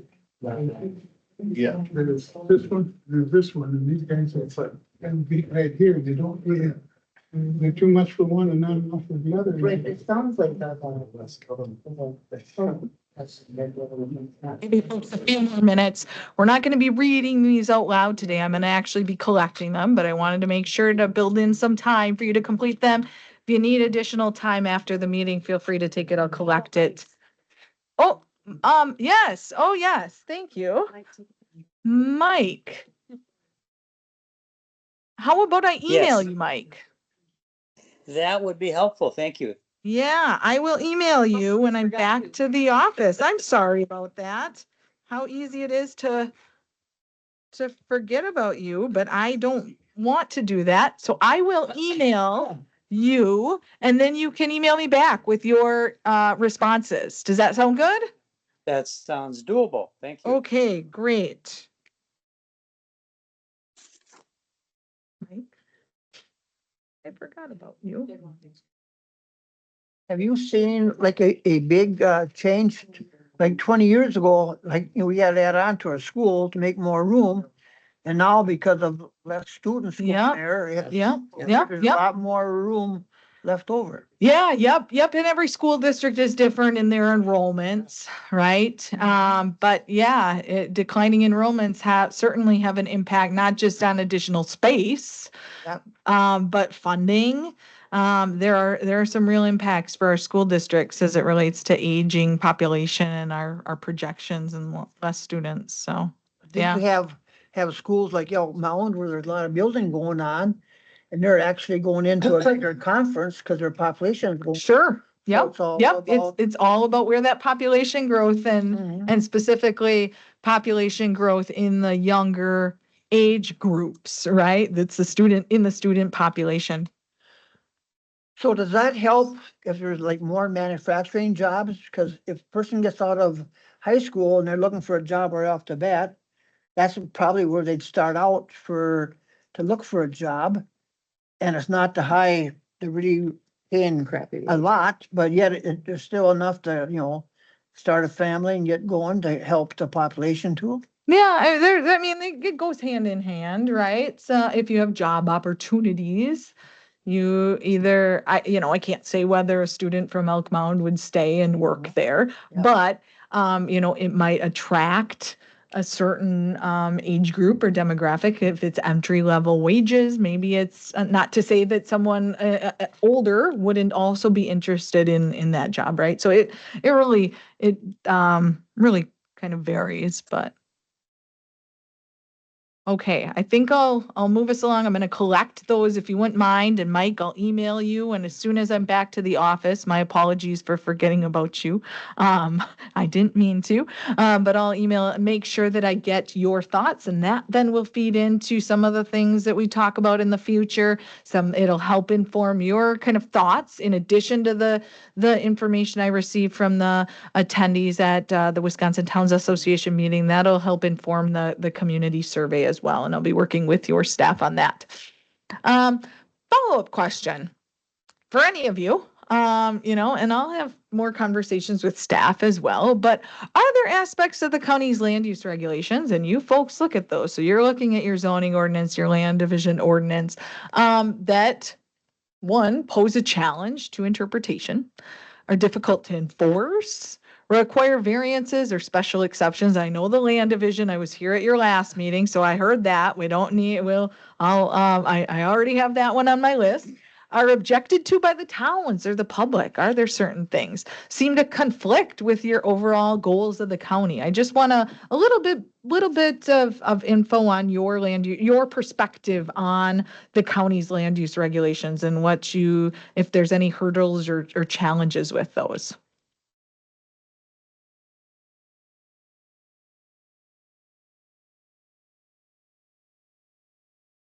Any thoughts? Well, just a little bit here. This is Mike. It seems as we create an ordinance and then we revise it and we think it's really good, and then it's always can be improved. So there's always challenges to interpretation, and then I think Tom or Chase or Tammy do great jobs of fixing it, and then we just have to keep moving. Like you say, it's not static. Yep. But it'd be nice if we didn't even have to be here if everything was done so well. Yeah. Thanks. If there's none, yes. I've heard a decent amount of concern about short-term rentals, Airbnbs and things like that. Mhm. But at the same time, I also hear from, owners of those properties who kind of like the extra income. So. Sure. And Tammy can probably criticize this, but one of the things that has always occurred to me, because I served on the BOA for 8 years or whatever, is that, I mean, if I'm looking at numbers 2 and 3, so we require variances, we issue conditional use permits, special exceptions, and we don't have the staff in any way to enforce those conditions. Mhm. And in fact, we don't have appropriate enforcement authority, I think, in the county in general. And I don't know exactly how we do that. But it seems to me that it's a continuing issue that we're too short-staffed to follow up. And I know the staff does a fabulous job with, what resources we give them, but Mhm. Mhm. Okay, yeah. That's interesting, Diane, because if you recall, didn't we talk about using citation power in different ordinances? we did. Yeah, and it never really got anywhere, other than maybe one. But that's I think it interesting. went to Corporation Council. And then I think it stayed there. So that's interesting to bring up, even if we have trouble enforcing it. If you make a rule, He's putting it on his list. you have to enforce it. Okay, thank you. And I'll be having conversations more in depth with your staff as well, because I'm certain they have some insight on these things as well as they interact with your ordinances and regulations daily. So, but wanted your opinions.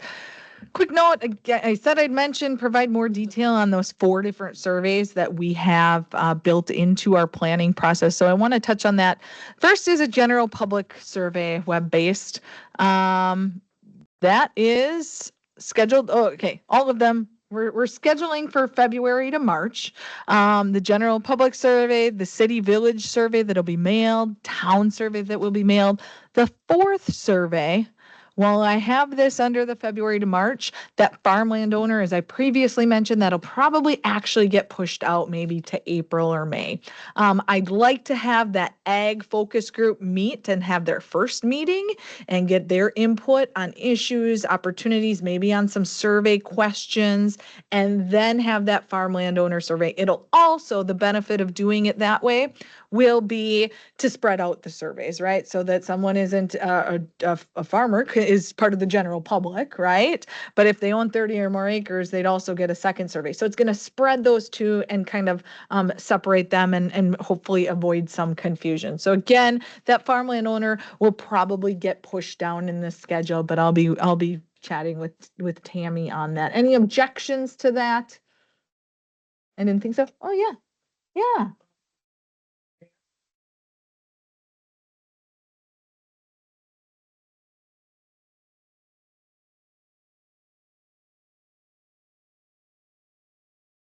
Oh.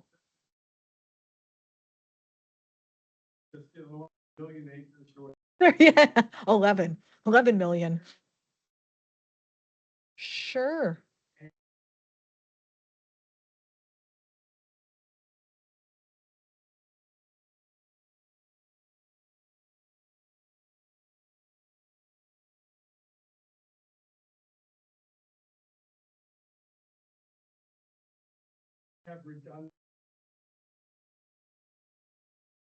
Sure. Yeah. Yeah. We can take a look at the data if it looks like, and at the PRND's blessing and staff, that we can sort it in Survey Monkey, especially the community survey, the farmland owner survey that's going to be mailed. That, but the public survey, any, objections, any comments from PRND on that? Well, I just would be concerned about the extra work that is entailed with disaggregating that data. That's not the easiest task in the world to Could, do. So, Yeah, I was wondering if you could get me up to speed on the comment that I couldn't hear. Oh, sure. So the comment was from a representative from the town of Lucas, and he was indicating that their town is also updating their comprehensive plan and was questioning whether the survey data, so specifically that general public survey that will be web-based on SurveyMonkey, whether we could break the results and the responses down by community so that they then have those specific results, for example, for the town of Lucas. Those who responded from the town of Lucas, how did they respond? Okay. Certainly something we can look at and consider. Yeah, Thank and you. there'll be sample size problems. And I mean, sometimes I get into the weeds of, being a survey researcher for 35 years, but Yeah. it's not as easy as that. Um, uh, Two questions on the or question on the mailed surveys. Mhm. Is there any way mailed survey responses are horrible and hopeless, that we could provide some kind of really, really inexpensive, cheap, something or other incentive? I, I don't know what that would be, and we certainly don't have a ton of resources to do it, but something that might say to people, well, I'm not gonna throw this away. Yeah. I'm gonna send it back. Yep. So I'll say for the city, village, and town surveys, in talking with Tammy, she plans to reach out, and those are our elected, Yeah, yeah. those are, I think, I'm confident that we'll be able to push those folks enough, and with a phone call, with an email, how important this is, that those are really, they're surveys, but they're really data worksheets, right? Like, we need your input on this, as a town. So it could be completed by the chair, plan commission, town board, village board, right? The farmland owner mailed survey, that is probably your bigger challenge, right? And Yeah. we did budget to have a self-addressed stamped envelope included, Yeah, so that have to. maybe helps, right? We also want to have that coming from your land conservation department on their letterhead, because we feel like hopefully I don't know, that it'll stand out a little more, right? Dunn County, Yeah, yeah. not from our office. But in terms of incentives, we didn't plan for that. That would be something, yeah. That Maybe we can but- get creative. I Yeah. don't know. Yep. Yeah. Yep.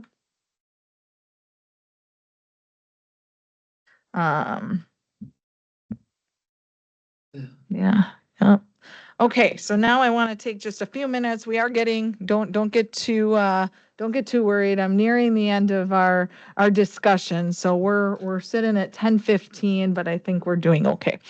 So the general public survey, again, that'll be web-based using SurveyMonkey. It'll gather input on items such as satisfaction with quality of life, importance of protection or preserving specific natural cultural resources, satisfaction with public services, so conditions of things. Again, this is a general public survey. Desire for additional growth in the community. So what do folks think? And we'll be able to look at different geography of responses and how does it differ, towns versus cities, villages, differences amongst towns themselves, east, west, right? So there'll be some good analysis we can do. Are there any specific questions that you'd like to answer the general public? Or ask the general public that's on your mind. You don't have to. I'll be working very closely side by side with both Chase and Tammy on developing the survey. But if there's something in particular that you really want to make sure we ask, share that. Well, certainly restate the questions that you asked on the housing survey about affordability, quality, et cetera. Mm-hmm. So what I'd like to see is to go back on the original contract that we done and just see how much it's changed from then to now. I mean, because we're gonna be some changes. It'll be nice to see. Are your ideas staying the same? Are certain areas getting more importance than the other ones? And just see how we've changed in that 10 years. Mm-hmm. So if there was a survey done with this plan, you're suggesting let's use similar questions from this plan so we can It'd then be see kinda a nice if we change in could compare 'em. response. Yeah, don't I'd like think- to echo Gary's thought there. It'd be good to look at the last survey, if there was one, and compare it to where we're going now. Sure. Yep. Tammy said she'll dig in her files. I don't think that the plan references a survey. So I can't guarantee that, but excellent point. We always like to, so that way we can say, you know, back then 27%, this time it's 23%, or yeah. Yep. Any other specific things that you're thinking of? And if you go home and you think, oh man, I really should have said that, email me, call me, email Tammy, call Tammy, and we'll make sure. So What's your timeline on this?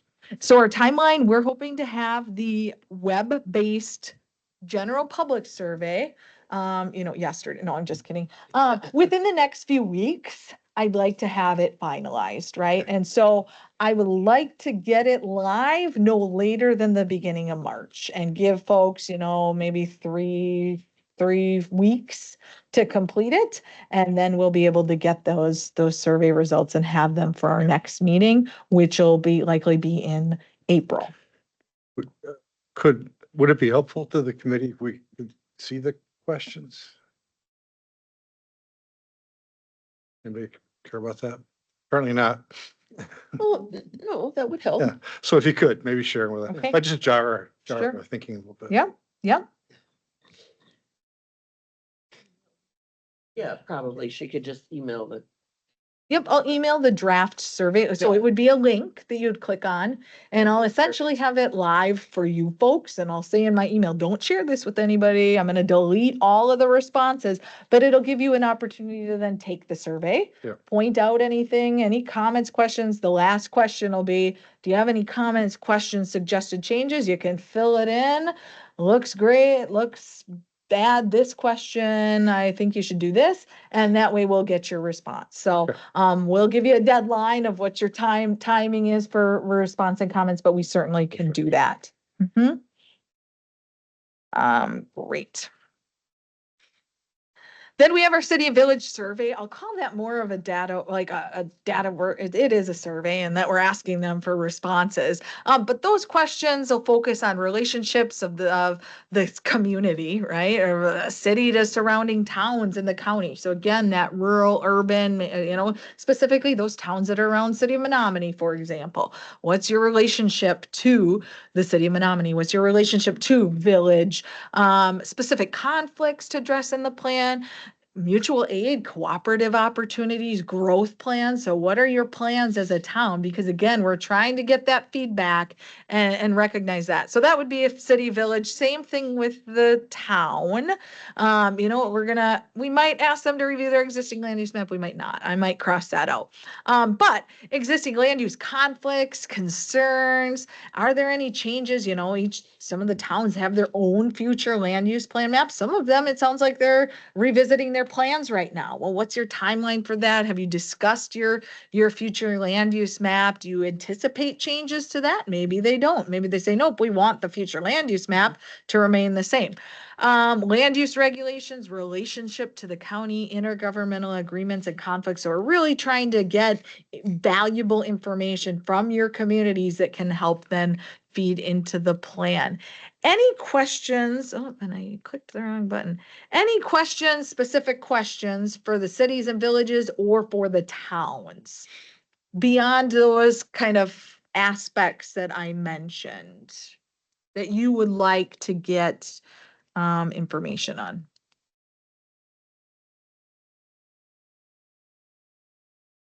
I would sort of like to know how, if at all, the towns are looking at ongoing economic development. Do they have an economic development plan approach? How do they see it?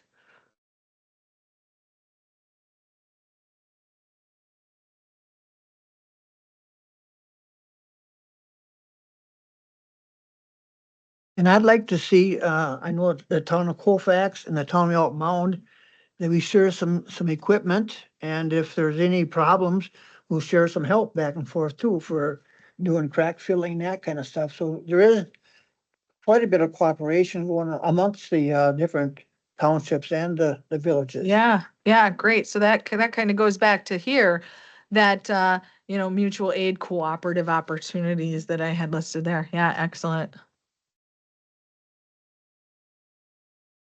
Well, if you think of anything, give us a shout if there's any specific questions. Again, this is for cities, villages, towns. One survey will be mailed. And we're looking for one survey returned. So, from representing each community. So again, that can be completed by the town board chair, can be tasked to your plan commission, tasked to your board or council, however the kind of chief elected official wants to complete that. There's no set rules or requirements for who has to complete that. So we'll be mailing those out as well. Farmland owner survey, again, that's going to get delayed a little bit, but our goal, again, we hope a letter, survey, Chase, I'll get you, we'll be in contact. It's not going to be too hard on you. But that it's on county land conservation. I do see a question in the back. Yeah. You know how many farmland? Yeah. Incentive deal they up there? Yep, there's about 3,000 parcels, but there might be parcels that have the same owner. So I haven't done, I want to make sure I have the most updated data from the county with mailing address. So I'm going to say around that. Yeah. Owners. Yep. Yep.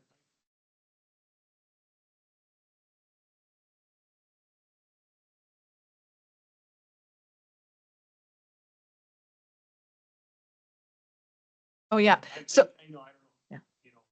If it was 300, I'm thinking scoop of ice cream at the Oh. food stand at the fair or something like that, but if it's 3,000, I don't think. It would work, Tony. It would work. Any little thing. Yeah, I don't know. Anyway, so. Great, thank you. We'll certainly keep that in mind. And Mike, if you didn't hear what was said, it was related to Diane's comment before about incentivizing responses specifically for the farmland owner survey. And Tony, a town board chair, had mentioned that he is with the Farm Bureau. And that perhaps there's an opportunity, to provide some incentive depending on how many, surveys go out, maybe a scoop of ice cream or something along those lines. So we're going to keep that in mind and explore some potential incentive ideas for that farmland owner survey. And again, that's Thank you. going to landowners, so it's not to the farmer. It'd be going to the landowners with about 30 plus acres of assessed farmland or more. And again, I estimated about 3,000 parcels will get that data. I want the latest and greatest data for finalizing that mailing list when the time comes to do the survey. So again, that'll come from County Land Conservation. Questions, current status of ag land. Are you renting it? Are you farming it yourself? How many acres tilled? Any conservation practices being used? Awareness and use of various best management practices. I list some up there. Interest in various land use programs, so producer-led groups, ag enterprise area, farmland preservation tax credits. Again, is a community or two, a town or two that does have ag preservation zoning, but maybe there are others that are, community farmers that say, we're really interested. Well, we can share that information and maybe, the plan directs other communities to consider exploring ag preservation zoning or X, Y, or Z. So there will be other questions as well. Even in that community planning or the community-wide survey, like I mentioned, I'm going to be working closely with Tammy and Chase. We want to make sure that we're asking good questions that'll be of value, not just to our planning efforts, but to other county planning efforts as well. I know that Chase said he's going to be working on the county land and water plan. So are there questions that can be asked and we can get some, data and information that'll be valuable to that project as well. So those are the surveys. I want to be mindful of your time, but any specific questions you'd like to ask of the farmland owners beyond those kind of aspects that I've mentioned?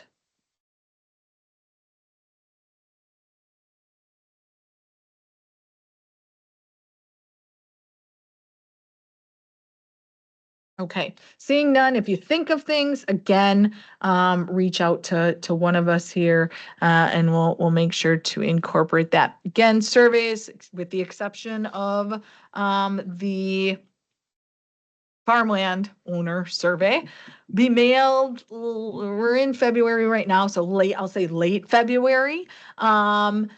Survey collection through, and that's wrong, where the general public survey is going with this as well. Survey collection through March. We'll work with county staff, and we'll also share, especially that community survey. We'll make sure to share with you folks for your review. And we'll prepare promotional flyers and things, and share with the committee as well as the Towns Association unit. I'm hoping that maybe they have mailing, like email lists or newsletters, or we'll try to spread the word as best as we can, because the more participation we have, the better our data, the more informed we can be throughout this process. So next meeting, your homework, right? So you're going to see that on all my presentations. I'll task you with some homework. There's not much this month, but to participate in and help promote those surveys. So that's really our next step, is the survey process. So your homework will be, when we email out asking for your feedback on that draft web-based community survey, will be to review that in a timely manner and get comments back. And then once those surveys are out later this month, early March, it'll be to help promote that and get folks engaged in that process. County staff, I'm working with them. They're great. They're getting me what I need. So there's nothing really outstanding right now. Our next meeting will be, you'll have a month off from me. It'll really be April or May, and that's to allow time for the surveying to happen. So at that meeting, we'll be discussing, hopefully, and reviewing and discussing some of the survey results, undertaking a visioning exercise, selecting focus groups assignments. So I mentioned earlier, do you have folks that are on your radar, or existing groups that you think might, suffice? But be thinking of those that are knowledgeable, have relevant knowledge, not I was a farmer 20 years ago, but that are up to date on the topic that we're discussing. So give thoughts to that. If you have thoughts on people that you'd like to recommend be on those focus groups, maybe contact Tammy and she can keep a list of those. And I'll be working with staff to review the existing land use map. I want to, before I say thank you and be quiet, I want to circle back based on our conversation. Are there any thoughts on, I want to revisit that 6th focus group. Any, based on our conversation, Diane had mentioned previously, kind of workforce related. I do think that will certainly come up in the economic development work group as well. So whether you folks think that warrants it, I'll defer to you. And then also, I believe Chair Quinn had mentioned, just that kind of rural, just bringing people together. Maybe it's a intergovernmental cooperation kind of work group where it's different town officials, different community officials, I'll say, coming together to have a discussion about plans for there and working together. And if I represented that, summarized it accurately. That's pretty good. Okay. Not exact, Sure. but pretty good. Okay. Good enough Sure. for now. Okay. And I can send you something that's more specific. Sure. Now, whether it's adopted or not, it's not Sure. important. Yeah. Just put it on the table. Yeah. Are there thoughts about what direction the group would maybe like to head as far? I mean, is that 6th work group? I'd like to get a general kind of consensus if we can today, so we can start planning and thinking about that and organizing and kind of recruiting. I still, you're asking a lot of questions of introverts who might need to take this. And that's fine. But I still think the workforce sort of crisis. Mm-hmm. Clearly, Susan, you're right that it relates to economic development, but I sort of feel like it's its own. Sure. Particularly as it impacts both town and county ongoing development. Sure. And what we could do, Diana, is we can, maybe maybe part of your homework is that you're each tasked with thinking about that. Mhm. And then coming back, our next meeting is in April. The focus groups are planned to be held, May, June. So that would give us a little bit of time. We'll be meeting that first meeting in April. So make sure that you have that on your calendars in addition to your March meetings.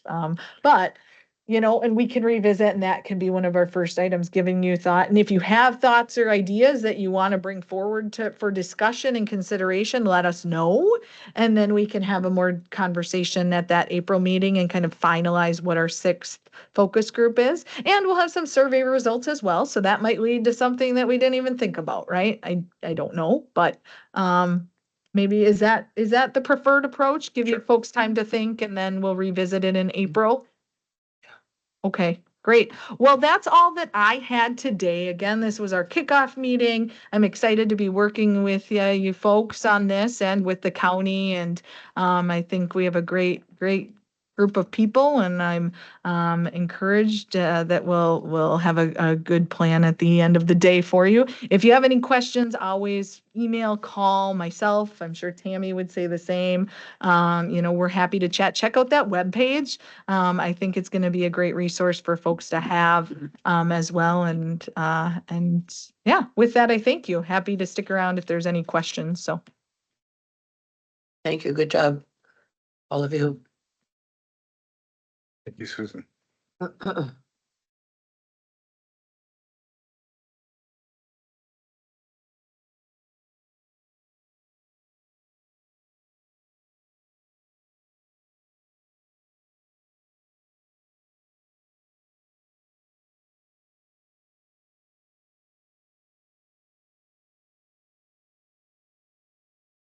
So we are at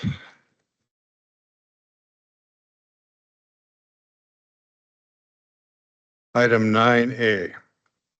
Barbara, you want to lead us through that? Yes, thank you. Dunn County annually brings in rem foreclosure actions against properties with delinquent taxes. This year, judgment was awarded for several properties in December of 2024 for delinquent taxes back to 2019 to present. There is one request to repurchase a property that was taken in December through in rem foreclosure. Both the statute and the ordinance gives extreme preference to reselling to former owners for the delinquent taxes. In this case, $22,268. There is a request for a administrative fee. The ordinance allows up to 10% or $500. The Corporation Counsel's Office is in support of a fee of at least $500 or of $500, given the work involved and that the purchase request was in short order after the property was taken, is the basis for a request for the minimum of $500. So the Corporation Counsel Office is requesting that the county approve the sale to the former owner in the amount of $22,768.16. There is a map available of the property off of 210th Avenue.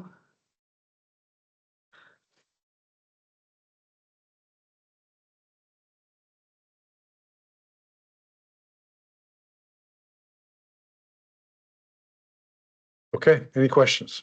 Yes. This is an ethical issue for me, okay. a fairly significant ethical issue. And while I absolutely respect and trust your judgment, absolutely, was any special consideration requested here? I can with complete respect and candor say absolutely no extra request. It came through, extra consideration was made. The request came through just as any other. Thank you, Barbara. I trust your judgment. And I didn't mean to question it by asking that question. I completely understand.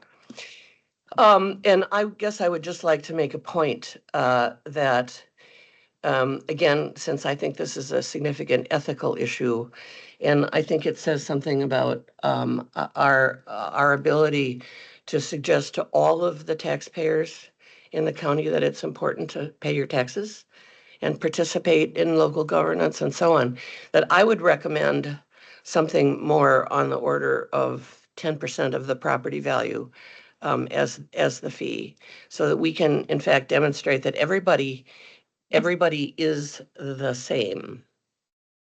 I would note, and I've been before the committee before, if I may, Please. To speak to the law change under the previous act, in which proceeds for the former owner go back to the or proceeds from the sale go back to the former owner. So although certainly within the ordinance might be causing extra, and I don't want to minimize it by saying extra work, but extra opportunities for money to change hands for the ultimate point's sake. Yeah, and I conveniently had forgotten that part. Could you, I didn't quite understand. I heard the words, but I didn't understand the meaning there, Barb.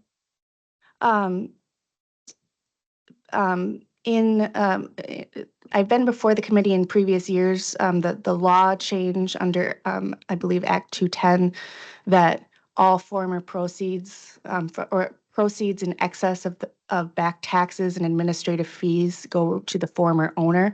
So for instance, the county recently sold a property on County Road W for what back in 2020 would have been a considerable revenue for the county, because the back taxes were something in the neighborhood of $8,000, but the county sold the property for $150,000. I'm roughing numbers up, but we only retained about $1,500 because that was what the costs were attributable to the office for the sale of the property, for showing the property based on hourly rate and things of that nature.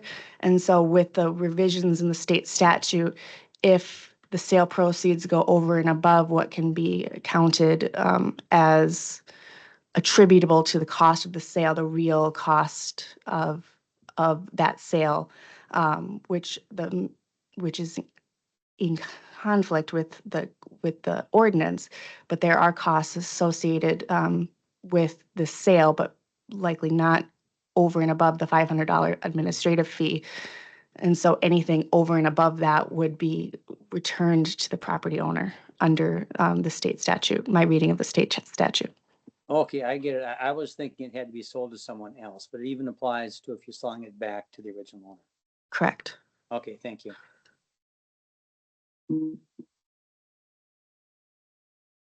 Any other questions? So your recommendation of Cooper Council is that we offer a $22,268.16 repurchase. $22,768.16. Yes. Is there a motion to that effect, one way or the other?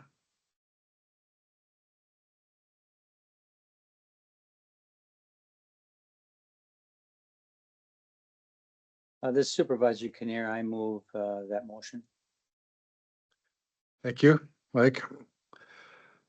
Is there a second to that motion? I'll second that motion. But just, one question. So if we would have went, instead of like $500, like $2,000, everything over that 500 would be like go back to the owner anyhow. Right. So it's okay. Correct. That's what I thought. Mia? Monica. So you're feeling confident that if there were allegations of preferential treatment, that the county would be able to justify this action? I am saying that I was on the front lines dealing with the request to repurchase, and I don't believe that there was any sort of request for preferential treatment. If there was a request for preferential treatment, I haven't analyzed whether that would impact the committee's ability and the conflict that potentially would arise. I suspect that it would. However, both the statute and the ordinance does give strong preference to reselling to former property owners. And so I believe that this property and this request is being treated as any other request would be. If this does not pass, what happens? If this does not pass, then, well, frankly, arguably, the former property owner could raise that the request for repurchase and the preference that's outlined wasn't followed, could potentially have some sort of appealable request. I haven't researched that, but it would go out to it would, if barring that, it would go to general sale of the property on the market. And the former owner could repurchase it at fair market value, or somebody else could repurchase it could purchase it at fair market value. In that circumstance, regardless, the former owner gets all the proceeds. So we would, not to be colloquial, but we would basically be acting as a real estate agent for the former owner in order to get the former owner proceeds, either through selling it to the former owner or selling it to somebody else. But the former owner still would get the proceeds of the sale. As far as you know, Barbara, has the aside from the preferential treatment, well, I guess it's an element of it, but has the county followed all procedural steps with regard to timeframes and notices, things like that? Yes. Okay. And then, okay. I'm looking for a second, if anyone has one. You got a second? You got a second? Oh, I did, yeah. From Sorry, didn't. Gary, yeah. Okay. So any other questions, discussion? Have there been any other cases in recent history of an owner buying back their property after it was taken in rent foreclosure? There's been numerous occasions that has happened in this county in the last 10 years that a former owner has repurchased. There was one occasion that that the request, I believe, was denied, but that was an individual that was kind of using paper as weapons and was a known sovereign citizen. That was a difficult case for the committee to make the decision not to to provide a repurchase option. But that is in the history of this committee. What were the fees for the ones that were approved? Well, it was before the law changed. Oh, I see. And so the committee has approved larger fees, but there was more of a realistic opportunity for the county to retain those fees. Okay, thank you. In some cases, those were old properties that had been on the books for a long time, and there was a fair amount of county staff, just oversight and investigation and things like that went into it. Just FYI, all of us, this might be something that goes on our legislative agenda to take a look at. Any other discussion? But we still have the lien, right, that, $22,000 for back taxes and for that, like the fees there. So that's not gonna change no matter if somebody else would buy it, they still would have to take care of that judgment. Correct. Okay.